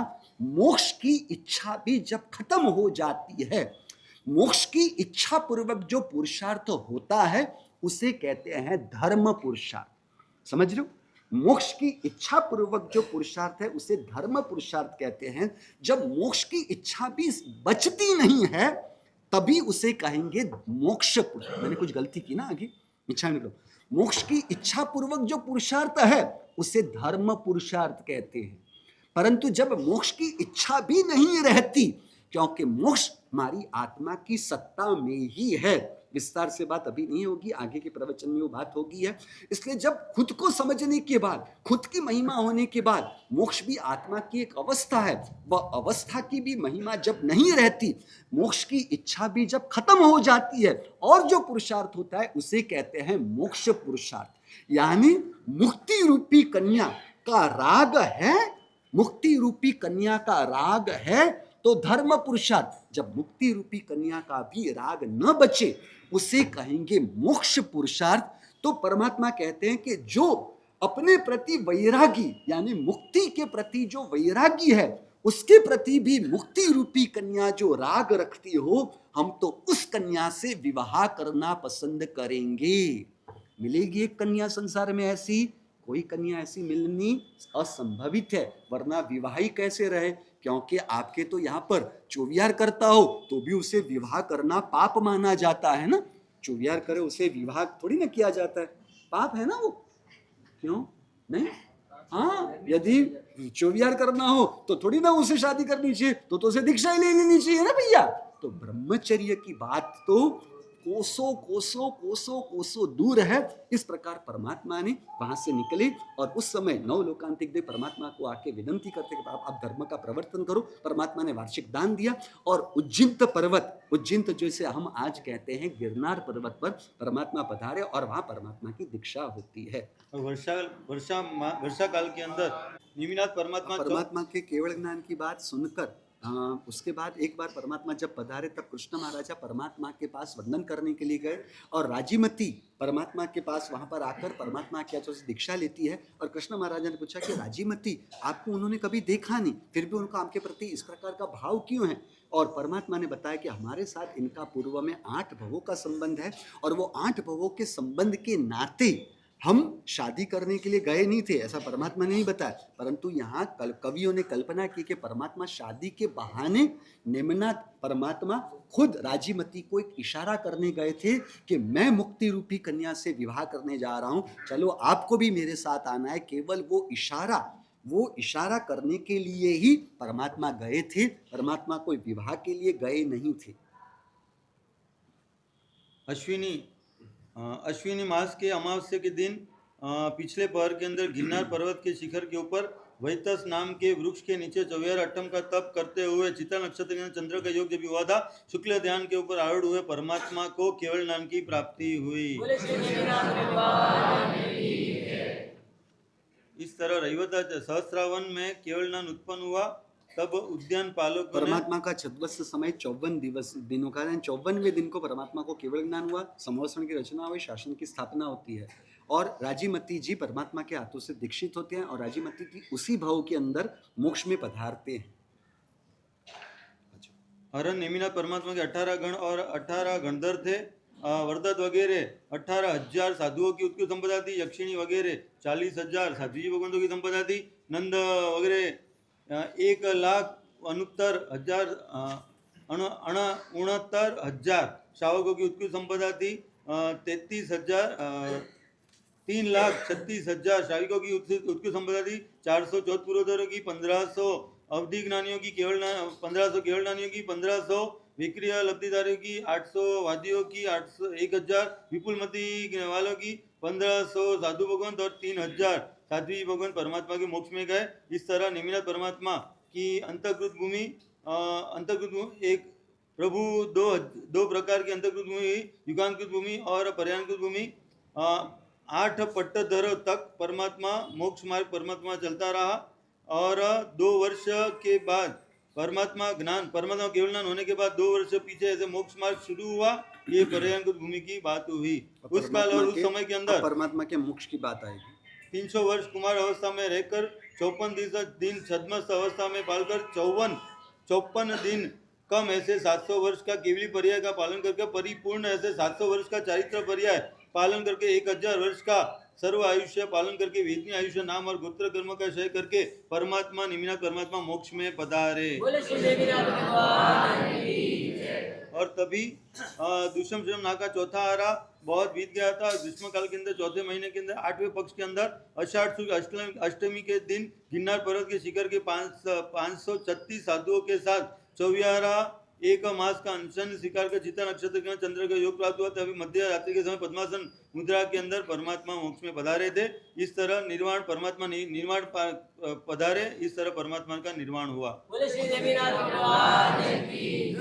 अब परमात्मा के बाद कितने वर्षों के बाद एक कल्पसूत्र है उसकी बात आती है और फिर एक परमात्मा के केवल ज्ञान के बाद दूसरे परमात्मा के केवल ज्ञान की बात है कि कब उनका मोक्ष होता है और वो मोक्ष के अंतर की बात सबकी बताई। 23 तीर्थंकर परमात्मा के अंतर की बात है और उसके बाद आता है ऋषभदेव परमात्मा के जीवन चरित्र का प्रारंभ। अब ऋषभदेव परमात्मा के सभी 5 कल्याणकों में से 4 कल्याणक उनके होते हैं उत्तराषाढ़ा नक्षत्र में और परमात्मा का अंतिम कल्याणक होता है वह अभिजित नक्षत्र में है।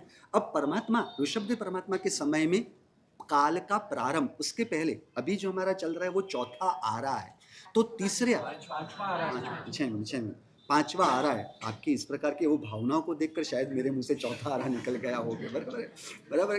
तो 5वां आरा चल रहा है, तो चौथे आरे में परमात्मा महावीर स्वामी भगवान चौथे आरे के 75 महीने के पहले यानी तकरीबन 5 साल के पहले 3.5 साल पहले परमात्मा का मोक्ष हुआ है। अब तीसरे आरे में अब आरे की व्यवस्था की बातें अभी यहाँ पर विस्तार से होने के लिए जगह नहीं बची है। तो तीसरे आरे के अंत के समय में परमात्मा के समय में युगलिक काल चल रहा है। अब युगलिक काल का मतलब है कि युगल के रूप में यानी अपनी भाषा में कहो तो कपल, परंतु यहाँ पर वर्तमान में जिस प्रकार की व्यवस्था है उस प्रकार का वहां पर नहीं है।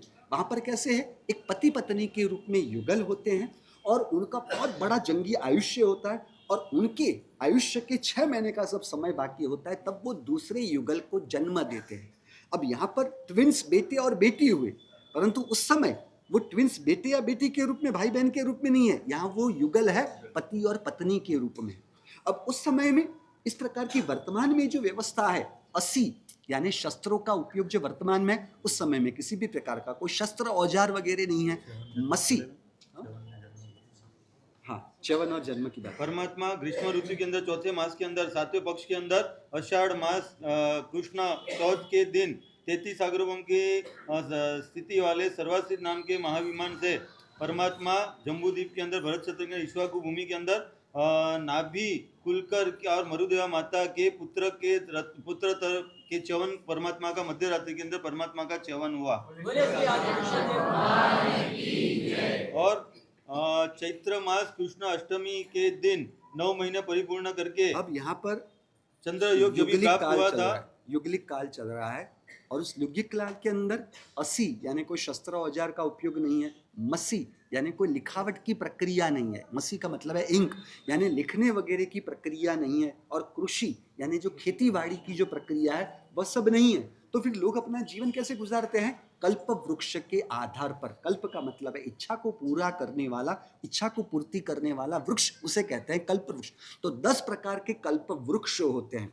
किसी कल्प वृक्ष से हमें वस्त्र प्राप्त होता है, किसी कल्प वृक्ष से हमें खाने की चीजें प्राप्त होती है, किसी कल्प वृक्ष से हमें महल जैसी चीजें भी प्राप्त होती है। इसी अलग अलग प्रकार की चीजें प्राप्त होते हुए भी लोगों को इसका उपयोग करना वो ज्यादा अच्छा कहा जाता है, इस प्रकार की भी कोई समझ नहीं है। बहुत ही सरल और बहुत ही मंद कषाय वाले जीव हैं कि उनके जीवन में वो कषाय करने का यानी क्रोध मान माया लोभ राग द्वेष करने का कोई कारण है नहीं।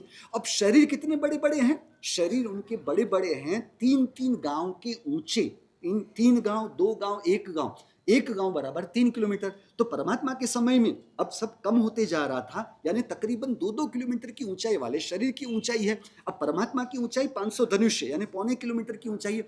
अब इतने बड़े बड़े शरीर होते हुए भी उनके भोजन के बारे में यदि सुनो ना, तो जब पहला आरा होता है और हाइट होती है 3 पल्लियों कम ना 3 पल्लियों 3 गांव, हाँ 3 गांव। अब 9 किलोमीटर की ऊंचाई है पहले आरे में। अब 9 किलोमीटर की शरीर की यदि ऊंचाई हो तो भोजन कितना लगता होगा? नहीं, 3 दिन के अंत पर, 3 दिन पर केवल एक, हाँ एक आंवले बोर की बात नहीं है, चने की बात, हाँ एक तुवेर के दाना जितना भोजन लिया, पेट भर गया। समझ रहे हो? दूसरे आरे में 2 दिन के अंत पर उससे थोड़ा अधिक, तीसरे आरे में हर 1 दिन के अंतर पर एक आंवले जितना भोजन लिया और तृप्ति हो गई। यानी समझने की बात है कि शरीर ज्यों-ज्यों छोटा होता गया त्यों तो शरीर की भूख भोजन के लिए बढ़ती जाती है। तो अब यहाँ पर कल्प वृक्ष से ही सब कुछ हो रहा है और कुछ ज्यादा लेना देना नहीं है, कुछ पैसे हो इससे आगे बढ़ना है पीछे बढ़ना है। इसलिए मंद कषाय के होने की वजह से वो जीव लगभग मृत्यु प्राप्त कर सभी देवलोक में ही जाते थे, दुर्गति में जाने की परिस्थिति नहीं आती थी। तीसरे आरे के तीसरे हिस्से में जीवों के अलग अलग थोड़े थोड़े उसमें कषाय होने की वजह से कोई जीव कभी कभार दुर्गति में भी जाते थे। अब परमात्मा का उस समय क्या हुआ, 80-80 कृषि वगैरह नहीं और कल्प वृक्ष से सभी इच्छाएं पूरी हो रही, परंतु अब सब कम हो रहा है, यानी कल्प वृक्ष का भी फल, उसका प्रभाव भी कम धीरे धीरे होते जा रहा है। अब उस समय में परमात्मा का जन्म हुआ है, गर्भ में पधारे, मरुदेवा माता के गर्भ में पधारे, और वो है कुलकर। कुलकर यानी एक प्रकार की गांव के छोटे छोटे गांव के हिस्से हो और उसके जो वो मुखी के रूप में ना हो, उस रूप से नाभि कुलकर और उनके पत्नियां मरुदेवा माता।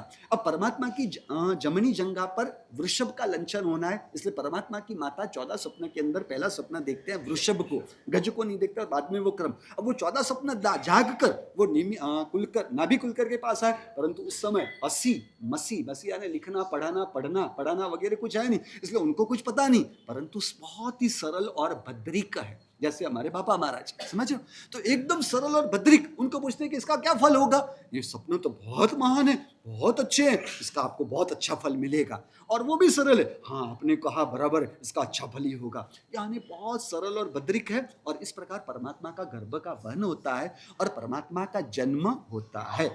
बोलो नहीं बोले क्या और कृष्ण अष्टमी के दिन चैत्र मास कृष्ण अष्टमी के दिन 9 महीने परिपूर्ण होने पर उत्तर आषाढ़ नक्षत्र के जब भी चंद्र का योग हुआ था तभी परमात्मा का जन्म हुआ। अब यहाँ पर जो जन्म की क्रिया है तो यहाँ पर वो 10 दिन का महोत्सव करवाना ऐसा कुछ भी नहीं है। बंधकों को जेल में से मुक्त करना, क्योंकि जब कभी भी इस प्रकार के राजकुमार का जन्म होता है या राजा कोई विजय प्राप्त करके आए, युद्ध में से विजय प्राप्त करे, या तो कोई युवराज को राज्याभिषेक किया जाए, ऐसे 3 मौकों पर सभी बंधकों को मुक्त किया जाता था। परंतु यहाँ तो कोई बंधक, कोई अपराध वगैरह कुछ होते नहीं थे, तो वो बंधक को मुक्त करना वगैरह कुछ भी ऐसा नहीं है। और परमात्मा की माता उस प्रकार से बालक को जन्म देते हैं, युगल को। परमात्मा के साथ जन्म होता है सुमंगला का, सुमंगला पक्का है ना? हाँ, सुमंगला और वृषभदेव परमात्मा का दोनों का युगल जन्म होता है। अब परमात्मा बड़े हो रहे हैं और उस समय अभी तक ऐसा था कि दोनों जो रहते थे, पति और पत्नी, दोनों की मृत्यु एक साथ ही होती है, दोनों का जन्म भी एक साथ होता है। बीच में अचानक एक की मृत्यु हो जाए ऐसा नहीं था, परंतु अब इन सब के प्रभाव कम होते जा रहे थे, इसलिए एक युगल जो था, उस युगल में से पुरुष के ऊपर ताल वृक्ष में से फल गिरने पर उसकी अचानक अकाल मृत्यु होती है। और वो उसकी जो युगलिनी है उसका नाम है सुनंदा। तो सुनंदा अकेली स्त्री इस प्रकार से घूमेगी तो अच्छा नहीं रहेगा, इसलिए वो सब लेके आते हैं नाभि कुलकर के पास कि इनका क्या करे, अकेली स्त्री इस प्रकार से घूमेगी तो कैसा उचित रहेगा।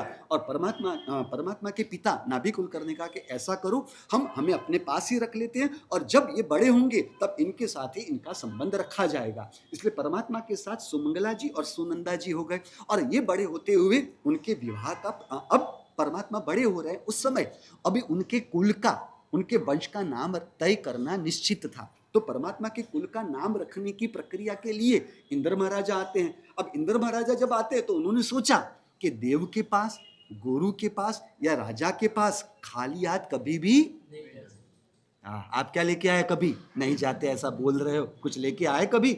ओ अनिल जी, गुरु महाराज के पास क्या कभी कुछ लेके आए? हाँ, तो फिर यहाँ इंद्र महाराजा में क्या क्या कहा जीतू जी? भावनाएं लेके आते हैं। यानी ये बात तो कैसे कर रहे हैं, जब ये घर पे गए और इनकी पत्नी ने इनको कहा मेरे आपके बहुत भाव है, मैं आपको श्रीखंड खिलाती हूँ, मैं आपको गुलाब जामुन खिलाती हूँ, मैं आपको रसगुल्ले खिलाती हूँ, पर द्रव्य से मेरे पास से किसी भी प्रकार की अपेक्षा मत रखना, उम्मीद मत रखना। चलेगा ना? भावना से पेट नहीं भरता है, समझो, रोटी सब्जी से पेट भरता है, भावना लेके आते हैं। ये तो पूरे पूरे पक्के कंजूस मक्खी चूस मारवाड़ी निकले यार। मैं तो समझ रहा था कि कुछ समझता है, बराबर है। तो इंद्र महाराजा, प्रभु के पास क्या लेकर आऊं, खाली हाथ प्रभु के पास जाना उचित नहीं। अब प्रभु को क्या चीज, किस चीज की अपेक्षा हो सकती है, और प्रभु को मैं दे देकर, क्योंकि 3 लोकों के नाथ, उनको दे देकर भी मैं क्या दे सकता हूं, फिर भी करना क्या। इसलिए वो एक गद्दे का एक साठा लेकर प्रभु के पास खड़े हैं कि प्रभु को ये मीठा फल मैं उपहार में दूं। और प्रभु नाभि कुलकर के गोद में बैठे हुए हैं, और नाभि कुलकर के गोद में बैठे हुए प्रभु ने वो गन्ने के साठे को लेने के लिए हाथ फैला है और उन्होंने कहा कि प्रभु आपको ये पसंद है, और प्रभु ने हाँ करते हुए वो गन्ने के साठे को अपनाने की बात बताई। और उससे गन्ने को संस्कृत में कहते हैं इक्ष्वाकु, और उससे परमात्मा के कुल का नाम रखा गया इक्ष्वाकु वंश। और इस प्रकार से परमात्मा के इक्ष्वाकु वंश की स्थापना होती है। और बाद में परमात्मा जब बड़े होते हैं तब, बराबर ना, परमात्मा के विवाह का आयोजन होता है। अब परमात्मा का विवाह है, अब आपके विवाह, कमलेश जी विवाह हुए थे, मेकअप वाले आए थे, उनके लिए भी हाँ आए थे। अब आपकी शादी के लिए जो मेकअप करने के लिए आने वाले हो, तो ये तो परमात्मा के विवाह होने वाले हैं, तो उनके मेकअप के लिए कौन चलेगा? यहाँ आसपास वाले या स्टूडियो वीडियो वाले या मेकअप वाले यहाँ के नहीं चलेंगे। उनके लिए कौन आते हैं? इंद्र महाराजा आते हैं परमात्मा का मेकअप करने के लिए, प्रभु को सजाने के लिए। और परमात्मा की जो 2 पत्नी होने वाले, उनके लिए आती हैं इंद्राणियाँ, समझियो। और परमात्मा का मेकअप वगैरह कर और परमात्मा के विवाह का पूरा आयोजन होता है। परमात्मा इस प्रकार से अपने संसारी जीवन का पालन करते हुए चल रहे हैं। अब यहाँ पर अब तक लोगों में कोई दंड यानी अपराध वगैरह होते नहीं थे। अपराध न होने की वजह से किसी को दंड करना यानी न्याय व्यवस्था बनाना ऐसा सब कुछ था नहीं। अब लोगों में धीरे धीरे कल्पवृक्ष के प्रभाव कम होते जा रहे हैं, इसलिए लोगों में दोषों का प्रवेश होते जा रहा है।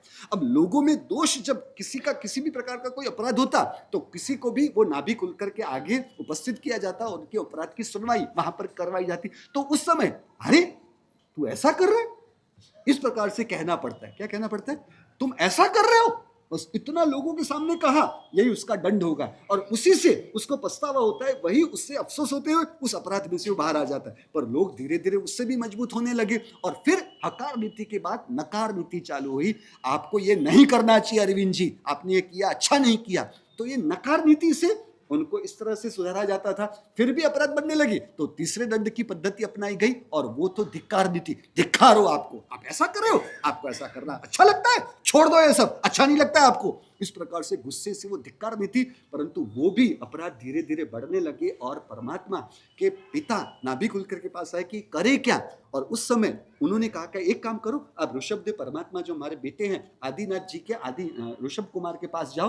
और वो उनके पास जाके परमात्मा कहते हैं कि एक राजा की व्यवस्था होनी चाहिए, मंत्री हो, सेनापति हो वगैरह, सैन्य वगैरह, इस प्रकार का पूरी व्यवस्था, राज्य व्यवस्था हो तो उससे पूरा राज्य अच्छी तरह से सुचारू रूप से उसकी व्यवस्था हो सकती है। और कहा कि राजा के लिए हम कहाँ जाए, आप जाओ नाभि खुलकर हमारे पिताजी के पास जाओ। और नाभि खुलकर के पास प्रभु ने जो पूरी बात बताई थी वो उन्होंने बताई और उन्होंने कहा कि इसके लिए कोई राजा की जरूरत है तो राजा किसे बनाया जाए। नाभि खुलकर ने कहा ये प्रस्ताव जिन्होंने दिया है वही इस चीजों को अच्छी तरह से समझते होंगे, तभी तो इन्होंने ये प्रस्ताव दिया है। एक काम करो, आप उन्हीं को राजा बनाओ। और परमात्मा को राजा बनाने की घोषणा तय होती है और परमात्मा का राज्याभिषेक करना है तो राज्याभिषेक किनके हाथों से होना है? इंद्र महाराजा, देवता वगैरह परमात्मा का राज्याभिषेक करने के लिए आते हैं। और यहाँ पर ये युगलिक जो सरल और बद्रिक है वो परमात्मा के राज्याभिषेक के लिए कमल के पत्र में सरोवर के पानी को लेकर, नदी के पानी को लेकर परमात्मा के राज्याभिषेक के लिए निकले हुए। तब तक तो यहाँ पर परमात्मा का राज्याभिषेक हो गया, परमात्मा को अच्छे वस्त्रों से, आभूषणों से सुशोभित करके सिंहासन पर विराजमान कर दिया गया है। और यहाँ पर ये सब लोग कमल पत्र के अंदर ये सब लेकर आए और सोचा कि अब करे क्या। परमात्मा तो पूरी तरह से सुशोभित होकर बैठे हुए, अब परमात्मा का यदि अभिषेक करने जाएंगे तो परमात्मा का ये पूरा जो सुशोभा है, शोभा है, वो बिगड़ जाएगी और हमें राज्याभिषेक का लाभ भी लेना है तो करे क्या। और उस समय उन्होंने सोचा कि लाभ भी लेना है, परमात्मा की शोभा भी ना बिगड़े, इसलिए परमात्मा के जमने यानी दाहिने पांव के अंगूठे पर ही वो अभिषेक कर दिया कि अभिषेक का लाभ भी मिल जाता है और इससे प्रभु की शोभा भी नहीं बिगड़ेगी। ये इस प्रकार की प्रक्रिया देखकर इंद्र महाराज आप खुश हुए कि यहाँ के लोग कितने सरल और कितने बद्रिक है, कितने विनय वाले हैं। और उस विनय के हिसाब से ये लोग विनीत है, उससे नगरी का नाम रखा गया विनीता नगरी। और इंद्र महाराजा ने पूरी विनीता नगरी बनाई है। और उस समय 4 प्रकार के वंश की भी स्थापना होती है, राजन्य वंश, कोतवाल वंश वगैरह 4 प्रकार के वंश की स्थापना होती है। अब यहाँ पर धीरे धीरे कल्पवृक्ष से भोजन मिलना कम होते जा रहा है, इसलिए लोग सोच में है कि अब करे तो करे क्या। और फिर उसके लिए परमात्मा ने किसान की जो प्रक्रिया थी वो सब चीजों उनको सामान्यतया सिखाई कि जो अनाज आपको प्राप्त होता है उस अनाज को आप हाथ में लो और हाथ में हाथ की गर्मी दोगे तो वो खाना पक जाएगा, फिर आप खाने को खाओगे तो आपको खाना पच जाएगा, आपको हजम हो जाएगा। परंतु धीरे धीरे वो पचना बंद होने लगा। परमात्मा ने कहा कि पानी के अंदर उसे भिगवाओ और पानी के अंदर भिगो के फिर आप हाथ की गर्मी दोगे तो फिर आप खाना खा सकोगे। धीरे धीरे वो भी पचना कम होने लगा, हजम नहीं होने लगा। तीसरे नंबर बरवा के एक काम करो, हाथ में रखना, फिर पानी में रखना, फिर हाथ में रखना। इस प्रकार की अलग अलग पद्धतियों को परमात्मा आगे आगे बढ़ा रहे हैं, क्योंकि उस समय अग्नि की उत्पत्ति हुई नहीं थी और अचानक जंगल में 2 पेड़ों के घर्षण से अग्नि उत्पन्न होती है। और उस समय आग को देखा। अब लोगों ने कभी आग को देखा ही नहीं था, इसलिए वो परमात्मा के पास दौड़ते दौड़ते आए। आप समझ रहे हो, छोटा बच्चा कभी भी कुछ भी हो उसके मुंह से किसका नाम निकलता है? मम्मी का नाम निकलता है। उसी प्रकार यहाँ किसी भी प्रकार की कोई तकलीफ हो तो किसके पास जाना है? मेरे परमात्मा के पास जाना है, क्योंकि एक बच्चे की माँ, उसे माँ कहते हैं। पूरे जगत की माँ को कहते हैं परमात्मा। इसलिए हर मुश्किल में वो परमात्मा के बाद, कि परमात्मा जंगल के अंदर कोई पिशाच उत्पन्न हुआ है, बहुत चमकदार है, और परमात्मा ने अपनी अवधि ज्ञान से जाना कि ये तो और कुछ नहीं, अग्नि प्रकट हुआ है, इसलिए कहा कि अभी आपके लिए खाने की व्यवस्था सुचारू रूप से हो सके, इसलिए ये अग्नि प्रकट हुई है। इसलिए एक काम करो, आप अपने अनाज को इस अग्नि में पकाओगे तो वो पका हुआ खाना आप खा सकोगे, आपको पच जाएगा, हजम हो जाएगा। इसलिए वो बेचारे सरल भद्रिक, समझे, वो जड़ कहा था ना हमने चौथे दिन को कि ऋषभदेव परमात्मा के साधु यानी उस समय के लोग कैसे हैं, सरल है, परंतु साथ में समझदारी, विवेक दृष्टि, परिपक्व बुद्धि नहीं होने की वजह से जड़ है। इसलिए उन्होंने क्या किया, घर में से जो भी अनाज था वो अग्नि के अंदर डाला, और अग्नि के अंदर डाला और हाथ फैलाते हैं, हे अग्नि देवता हमें अपना पका हुआ भोजन दे दो। परंतु अग्नि क्या देने वाला था, और फिर प्रभु के पास गए, प्रभु वो तो बहुत भयंकर राक्षस है, वो तो सब हजम कर जाता है, कुछ भी देता ही नहीं है। फिर प्रभु जिस समय उनके पास ये शिकायत होती है, तब प्रभु बैठे थे हाथी के ऊपर, और हाथी के ऊपर बैठे हुए परमात्मा ने बाजू में से गीली मिट्टी को मंगवाया, और हाथी का जो गंड स्थल का हिस्सा है उस गंड स्थल पर परमात्मा ने वो गीली मिट्टी रखवाई, और वो हाथी के शरीर की गर्मी से वो पक जाता है और वो बन गई तवी। समझो, इसलिए परमात्मा ने कहा कि इस तवी के अंदर इस प्रकार के मिट्टी के बर्तन बनाए, और इस मिट्टी के बर्तन में आप अनाज को रख के फिर अग्नि में रखते हो तो वो अनाज पकेगा। इस प्रकार से परमात्मा ने सर्वप्रथम वो कुंभकार का शिल्प बताया। तो उस प्रकार से परमात्मा ने 100 प्रकार की लोगों को विद्या लोक व्यवस्था चलाने के लिए 100 प्रकार की व्यवस्था सिखाई। परमात्मा ने अपने पुत्र अब सुनंदा और सुमंगला, तो उनसे परमात्मा की एक पत्नी से सुनंदा और एक मिनट ब्राह्मी और भरत और सुनंदा का युगल के रूप में जन्म हुआ है, और दूसरी पत्नी से बाहुबली जी,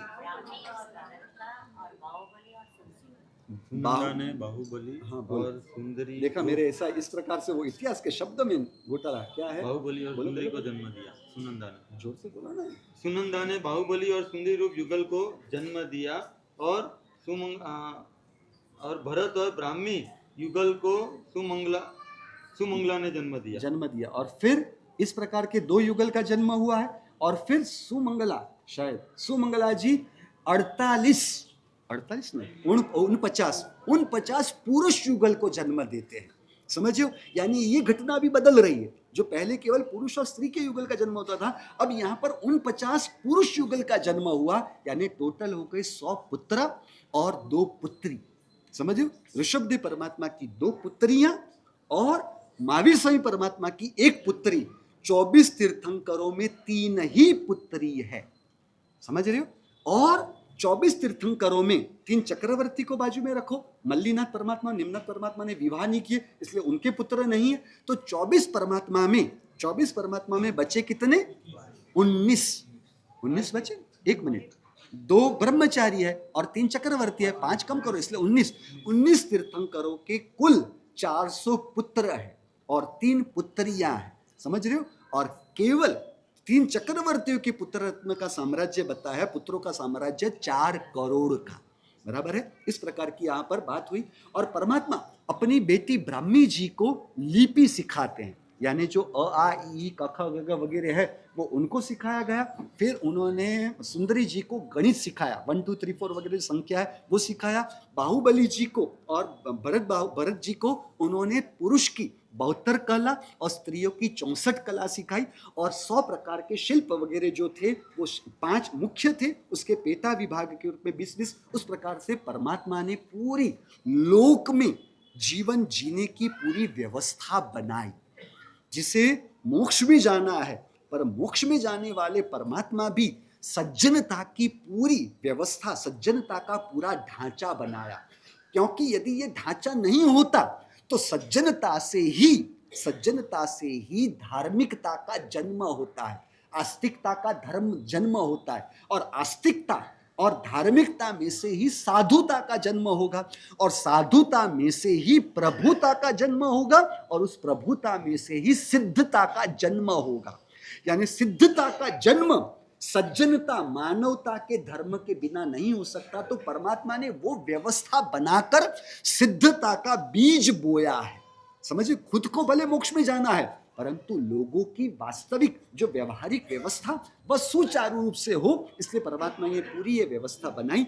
और इस प्रकार से 20 लाख पूर्व का परमात्मा का युवा अवस्था और 63 लाख पूर्व का, इस प्रकार से परमात्मा ने ये व्यवस्था चलाते हुए जब परमात्मा के 83 लाख पूर्व का आयुष्य हुआ, एक पूर्व यानी 70,560 अबज वर्ष होता है एक पूर्व, तो परमात्मा के 83 लाख पूर्व का आयुष्य जब पूरा हुआ तब परमात्मा की दीक्षा का समय हुआ। एक वर्ष पहले इंद्र महाराजा 9 लोकांधिक परमात्मा को विनंती करने आते हैं कि धर्म की प्रवर्तन करो, और परमात्मा वर्षित दान करते हैं। और वर्षित दान के एक वर्ष के बाद 83 लाख पूर्व के समय चैत्रवद अष्टमी के दिन चैत्रवद अष्टमी में सिद्धार्थ नामक उद्यान के अंदर अशोक नामक वृक्ष के नीचे परमात्मा ने पिछले पहर दिन के पिछले पहर के अंदर परमात्मा ने संयम जीवन का अंगीकार किया। अब परमात्मा दीक्षा ले रहे हैं, अपने हाथों से पंचमुष्टि लोच करना परमात्मा का आचार है। अब परमात्मा ने एक मुष्टि से दादी मुझ का लोच किया, आगे के 2 हिस्सों का 2 मुष्टि से किया, 3 मुष्टि। अब पीछे के ऊपर और नीचे के हिस्से के 2 मुष्टि में लोच करता था। परमात्मा ने चौथी मुष्टि से पीछे के ऊपर के हिस्से का लोच किया, और अंत के हिस्से में जो 5वीं मुष्टि के जो बाल थे वो परमात्मा के कंधे पर सुशोभित हो रहे थे, शोभा दे रहे थे। तो इंद्र महाराजा ने परमात्मा के पास आके कहा, परमात्मा आप तो अपने शरीर की मूर्छा के से मुक्त हो, परंतु परमात्मा ये पंचमी यानी जो अंतिम आपके जो केश है उससे आप बहुत अच्छे दिख रहे हो, आपकी शोभा बहुत अच्छी है, इसलिए परमात्मा हमारी विनंती है कि आप ये 5वीं मुट्ठी का लोच रहने दे सकते हो तो आप रहने दो।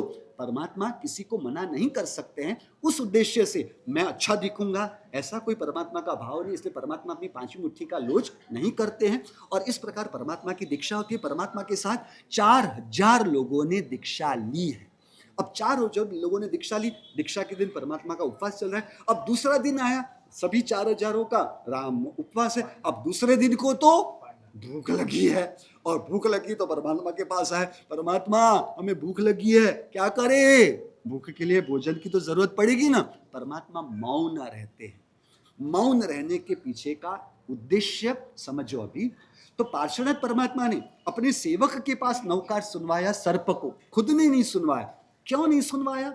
और यहाँ पर परमात्मा ने वो व्यवस्था नहीं बताई। और ये 4000 जो दीक्षित थे उन्होंने सोचा कि अभी भोजन के बिना हम साधुपन में कैसे रह पाएंगे, अब करे तो करे क्या, यहाँ पर तो रह नहीं पाएंगे, तो चलो संसार में चले जाए। तो संसार में चलेंगे तो कोई तकलीफ नहीं होगी। अरे पर परमात्मा के साथ इतने जोर शोर से झाट माट से दीक्षा लिए, वापस जाएंगे तो अपना बुरा लगेगा, अच्छा नहीं लगेगा। भरत चक्रवर्ती हमें अपमानित करेंगे, निकल पड़े थे ना बड़े दीक्षा के लिए, आ गए पीछे वापस, तो वो भी नहीं होगा। और परमात्मा तो कुछ बोल नहीं रहे, तो करे तो क्या? तो परमात्मा उनको कुछ न बोलने की वजह से वे सब गंगा नदी के किनारे अयोध्या में परमात्मा की दीक्षा हुई है, और वहां पर गंगा नदी बहती है, तो गंगा नदी के किनारे जाकर गंगा नदी का निर्मल जल पी लेंगे, और पेड़ पौधे में जो भी फल वगैरह हैं, पत्ते वगैरह, उसका भोजन करके हम अपना गुजारा करेंगे। अब इनको पता नहीं है कि ये पानी सचित है जो हमें साधु पानी में नहीं चलता, परंतु परमात्मा वो नहीं बता रहे हैं। यानी इतने जीवों की विराधना होते हुए परमात्मा कुछ नहीं बोलेंगे। बोलना चाहिए था ना मोनू जी, आपका क्या कहना है? तो परमात्मा कुछ भी नहीं बताते हैं। क्यों? क्योंकि तीर्थंकरों का आचार मार्ग ही इस प्रकार से है, जब तक वे पूर्णता को प्रकट नहीं करते, अपने आत्मा में रहा हुआ केवल ज्ञान प्रकट नहीं करते, वितरागता प्रकट नहीं करते हैं, तब तक वो किसी भी प्रकार का धर्म का बोध दूसरे जीवों को देते नहीं है। बात समझिए। तो पार्श्वनाथ परमात्मा जो नवकार सुनाना यानी किसी जीव को समाधि दिलाने की क्रिया थी ना, तो ये भी एक प्रकार की धर्म देने की क्रिया थी ना, उसको समाधान के रूप में धर्म देना था।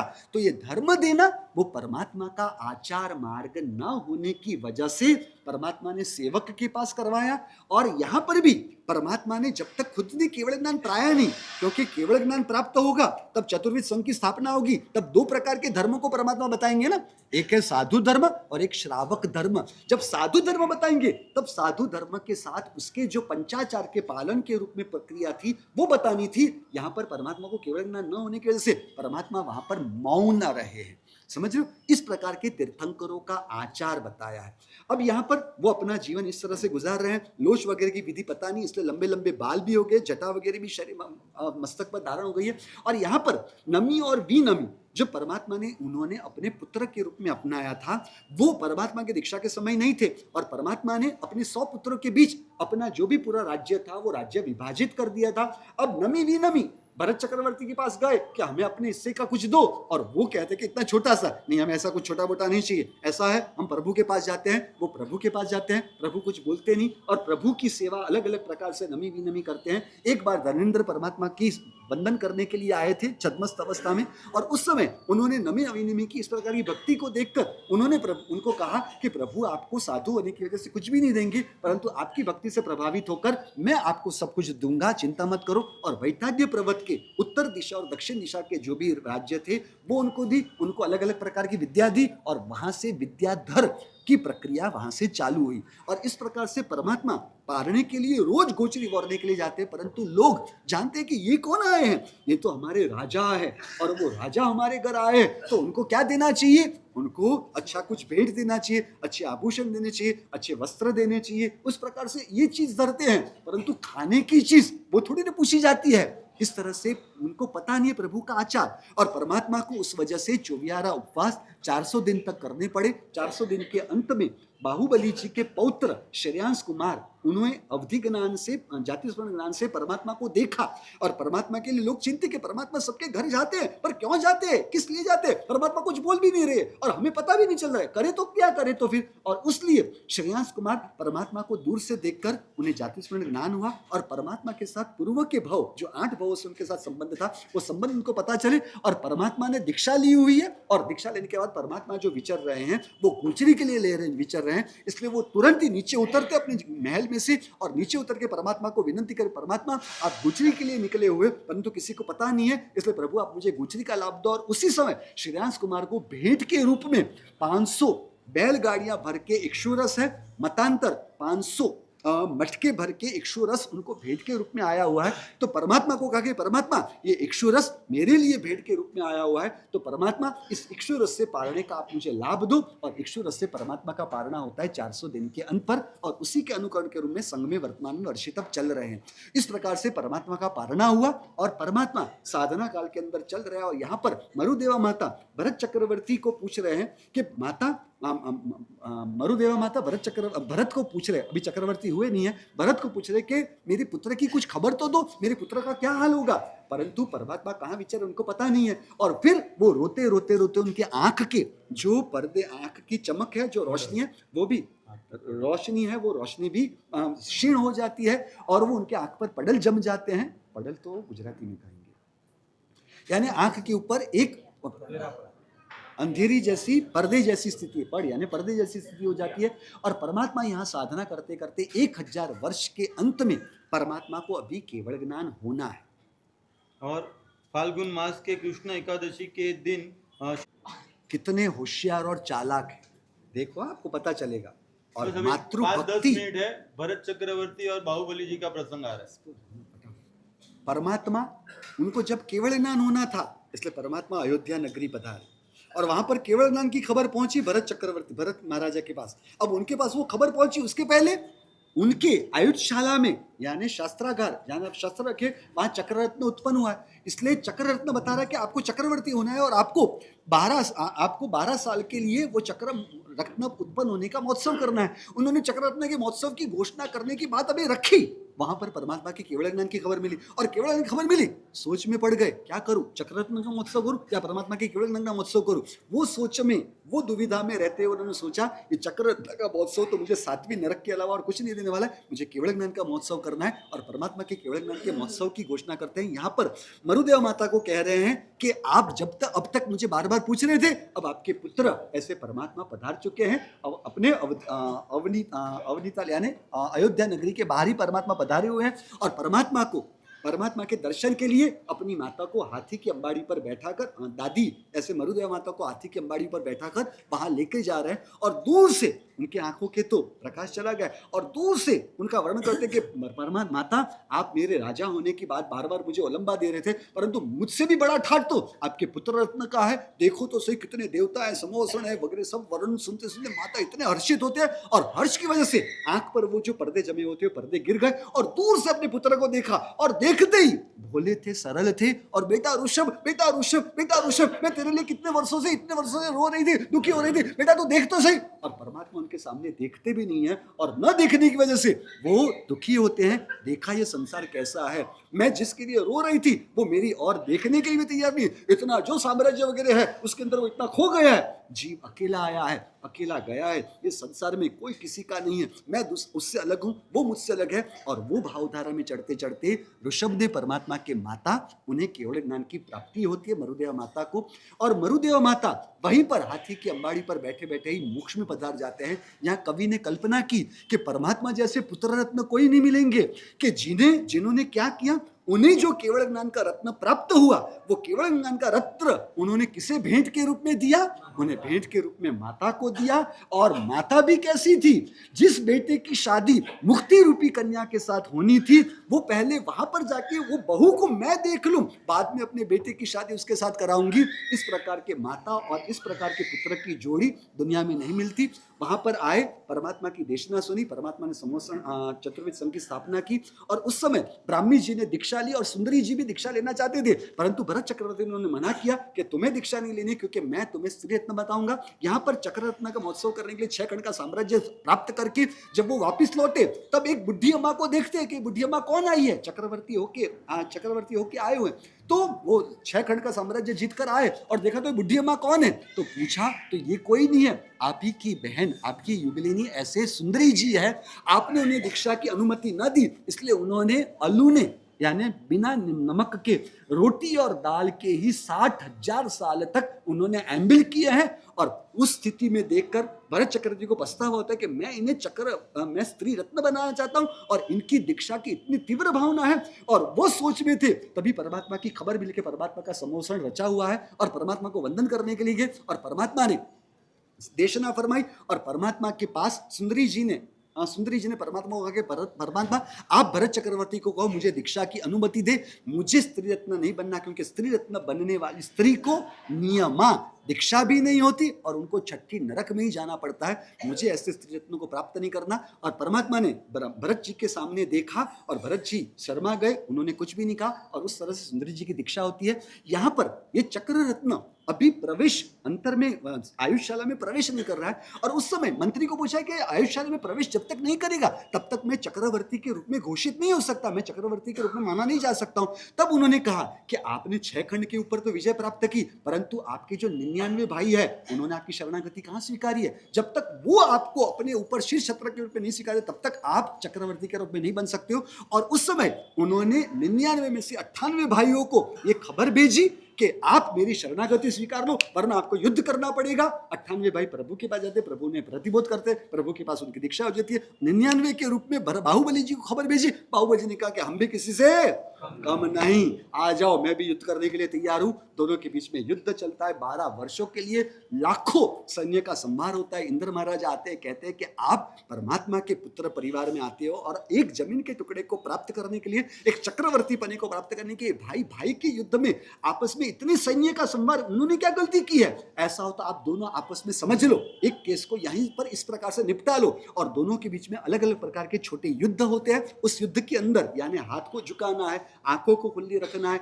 ओम बोलना है, इस प्रकार से एक दूसरे के दंड को झुकाना है। सब चारों प्रतियोगिता में बाहुबली जी जीत जाते हैं, इसलिए बाहुबली जी वो विजयी हुए हैं और भरत जी पराजित हुए हैं। परंतु चक्रवर्ती मैं नहीं बन पाऊंगा, इस तरह से पराजित होऊंगा। और उस लालच में आकर परमात्मा के पुत्र है, चक्रवर्ती है, उसी जन्म में उनको केवल नाम के मोक्ष में जाना है, फिर भी एक चक्रवर्ती पद को पाने के लिए उन्होंने अपना चक्र रत्न बाहुबली जी को ऊपर छोड़ा, उनको मारने के लिए, उनका संहार करने के लिए। परंतु अपने परिवार के अंदर वो चक्र रत्न काम नहीं करता, उनको त्रिण प्रदक्षिणा देकर वो वापस लौट जाती है और फिर बाहुबली जी को गुस्सा आया कि हमारी जो शर्त तय हुई थी उसके मुताबिक आप हार गए, मैं विजयी हुआ हूं, तो फिर आपने ये कैसे किया? और गुस्सा आया और मुट्ठी उठा के उनको मारने के लिए जा रहे हैं। मनोमन फिर पछतावा कि जो बड़े भाई एक पिता की न उपस्थिति में, अनुपस्थिति में वो बड़े भाई पिता के तुल्य है, और मैं इतनी सी बात पर इतना गुस्सा होकर उन्हें मारने के लिए दौड़ रहा हूं। और फिर मनोमन पछता हुआ, नहीं करना ऐसा, परंतु ये मुट्ठी उठाई है, अभी मुट्ठी को तो वापस लौटाई नहीं जा सकती, करे क्या? और उस समय उन्होंने उसी मुट्ठी से अपना पंचमुष्टि लोच कर वहीं पर युद्ध भूमि को साधना भूमि में बना दिया, और वहीं पर खड़े इसलिए रहे क्योंकि 98 भाई अब मुझसे बड़े हैं, मुझे उनको वंदन करना पड़ेगा। तो मुझे उनको वंदन नहीं करना, मैं तो बड़ा हूं ना, मैं बड़ा हूं तो कैसे वंदन कर सकता हूं? ऐसा करता हूं, यहां पर रहकर मैं भी केवल ज्ञान प्राप्त कर लेता हूं और फिर दोनों समान हो गए, यानी मुझे वंदन करने भी नहीं पड़ेंगे, वंदन लेने की भी बात नहीं आएगी। उस उद्देश्य से वो वहां पर साधना के लिए खड़े रह जाते हैं, परंतु मन में वो भाव था कि मैं बड़ा हूं, यानी व्यक्तित्व की पकड़ के रूप में अहंकार आया, यानी अस्तित्व तक आत्मा पहुंच नहीं पा रही है। परमात्मा ने अपनी बेटी महाराज जो है उनको भेजा और कहा, वीरा मुरा गज थकी उतरो, गज चढ़े केवल ना होए। समझ रहे हो? आपको भी सबको यही कह रहा हूं, अरे बेल्लारी संग गज थकी उतरो, गज चढ़े सम्यक ज्ञान ना होए। नहीं, गलती हो गई, आप में तो किसी में, आप तो गज के ऊपर चढ़े हुए हो, नहीं, हाँ नहीं, अरे मनोज, नाम ही सिंह राशि है, सिंह राशि गज पर न हो तो कैसे हो सकता है? तो प्रभु ने अपनी बेटी महाराज के द्वारा ये खबर पहुंचाई, और वो मनोमन सोच रहे ये आवाज किसकी है? मेरे बहन महाराज की आवाज है। और वो कह रहे कि हाथी के ऊपर से उतरो। मैं कौन से हाथी के ऊपर हूं, मैं तो जमीन पर खड़ा हूं, कहा मैं हाथी के ऊपर खड़ा? और फिर सोचे कि ये बहन महाराज गलत नहीं बोल सकते, और विचार किया, सोचा हाँ मैं अहंकार के शिखर के ऊपर बैठा हूं इसलिए ऐसा हो रहा है। और फिर मन से पछता हुआ और वापस है, वो भाई मेरे छोटे हो तो छोटे, परंतु केवल ज्ञान उन्हें है तो गुण से तो वो मुझसे बड़े ही हैं, तो इस प्रकार की सोच मुझे रखने की जरूरत क्या थी? कहा मैं व्यक्तित्व की महिमा में गया। अब अंतरात्मा से वो वंदन के भाव आने पर अहंकार गलित हुआ, और एक कदम उठाने गए, वहीं पर उनको केवल ज्ञान प्रकट हो जाता है और परमात्मा के पास वो पहुंचे। केवल ज्ञान की परिषदा में वो रहते हैं। यहाँ पर भरत चक्रवर्ती इस प्रकार की सब प्रक्रिया करते करते एक बार अरिसा भवन के अंदर है, और अरिसा भवन में आपकी भाषा में कहो तो मेकअप रूम, वो अरिसा भवन के अंदर एक बार उनकी अंगूठी एक गिर गई, और वो अंगूठी 10 अंगुलियां अंगूठियों से, रत्न की अंगूठियों से भरी हुई है, एक अंगूठी गिर गई। और अंगूठी गिरी तो पहली बार कितने सालों के बाद उन्हें अपने शरीर के ऊपर ध्यान गया, और फिर सोचा इस शरीर से अंगूठी की शोभा है या अंगूठी से शरीर की शोभा है? ये सोच में जाते जाते हर एक अंगूठी को निकालते निकालते पूरे अंगूठी को निकाल दिया, और फिर सोचा ये जड़ से चेतन की शोभा या चेतन से जड़ की शोभा है, व्यक्तित्व से अस्तित्व की शोभा या अस्तित्व से व्यक्तित्व की शोभा है। यह शरीर तो अशुचि से ही भरा हुआ है। आपके घर में वॉशरूम और बाथरूम क्या टॉप क्वालिटी के होते हैं, देख के मेरी आंख फट जाती है। और टॉप क्वालिटी के होते हैं ना आपके, तो वॉशरूम कैसे होते हैं, नल कैसा लगाया हुआ होता है, शावर कैसा लगाया होता है, परंतु ये वॉशरूम्स और ये आपके बाथरूम्स केवल शरीर की गंदगी को निकालने के ही स्थान है। समझ रहे हो? शरीर की गंदगी जहां से निकल रही है उसी जगह को आप सुशोभित इसलिए कर रहे हो कि उससे भी आपको किसी भी प्रकार का वैराग्य न हो जाए। शरीर अशुचि के अलावा और कुछ भी नहीं, यह तो द्रव्य अशुचि की बात है। आत्मा में भी हम अशुचि रोज भरते हैं, क्रोध, मान, माया, लोभ, राग, द्वेष, अहंकार, ये आत्मा की अशुचियां हैं। आत्मा प्रतिदिन अशुचियों को भरते जाता है, फिर भी उसे समझ में नहीं आता है कि हकीकत में, इसलिए आपकी धूप पूजा में क्या कहा, मिच्छत दुर्गंध दूर तड़े। आत्मा मिथ्यात्व के दुर्गंध से दुर्गंधी है, उसमें से यदि आत्मा निकलती है तब ही आत्मा समता के घर में आती है, ज्ञान के घर में आती है, तभी आत्मा पवित्र हुई है। उसी को आत्मा का स्नान कहा जाता है। इसलिए साधुपने में किसी को ऐसा मत करना कि मेरे साधु स्नान नहीं करते। आपके साधु प्रतिदिन नहीं परंतु प्रति समय समता के घर में रहते हुए अपने आत्मा के ऊपर समता से स्नान करते हैं। समझ रहे हो? क्योंकि जो लोगों को पता नहीं, उन्हें आपको हमारे महाराज से यह नहीं करते हैं, ये आपका अविवेक है। क्योंकि आज तो इस साफ सफाई के निमित्त से इतना बड़ा बड़ा सब चल रहा है ना, उस वजह से लोगों को ऐसी बात कभी भी बतानी नहीं है। समझ रहे हो? सच्ची बात अच्छी ना हो ऐसी सच्ची बात भी बताना, वह भी अविवेक है। भरत महाराजा वहीं पर भावधारा में चढ़े, उन्हें केवल ज्ञान हुआ, और इंद्र महाराजा परमात्मा का वेश, साधुपने का वेश देते हैं, साधुपने का वेश पहनकर परमात्मा के पास पहुंचते हैं। इस प्रकार से भरत महाराजा की दीक्षा और केवल ज्ञान की बात हो जाती है। और माक्षर मास के कृष्ण त्रयोदशी के दिन अष्टापद पर्वत के शिखर के ऊपर 10,000 साधुओं के साथ 24 छठ।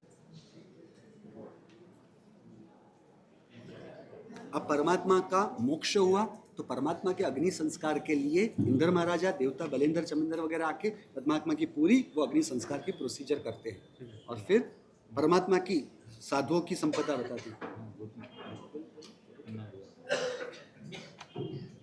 अब परमात्मा की ब्राह्मी हाँ, ऋषभदेव परमात्मा के 84 गण है और 84 गणधर है ऋषभदेव परमात्मा। उनके 84 हजार उत्कृष्ट 84,000 साधुओं की उत्कृष्ट संख्या है। परमात्मा के ब्राह्मी सुंदरी वगैरह 3 लाख उत्कृष्ट ऐसे साध्वी की संपदा थी।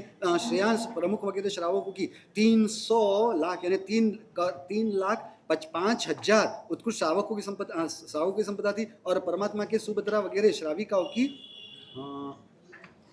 5,54,000 उत्कृष्ट श्राविकाओं की संपदा थी। ऋषभदेव परमात्मा के 4,000 और 450 14 पूर्वियों की उत्कृष्ट साधुओं की संपदा थी। और ऋषभदेव परमात्मा के 900 अवधि ज्ञानियों की संपदा, 9,000 अवधि ज्ञानियों की संपदा थी। 20,000 केवल ज्ञानियों की संपदा थी, 20,000 और 600 वैकल्य लब्धिधारी की संपदा थी। 2.5 द्वीप 1 मिनट 2.5 जाने 12,650 विपुलमती वाले की संपदा थी। 12,650 वादियों की संपदा थी।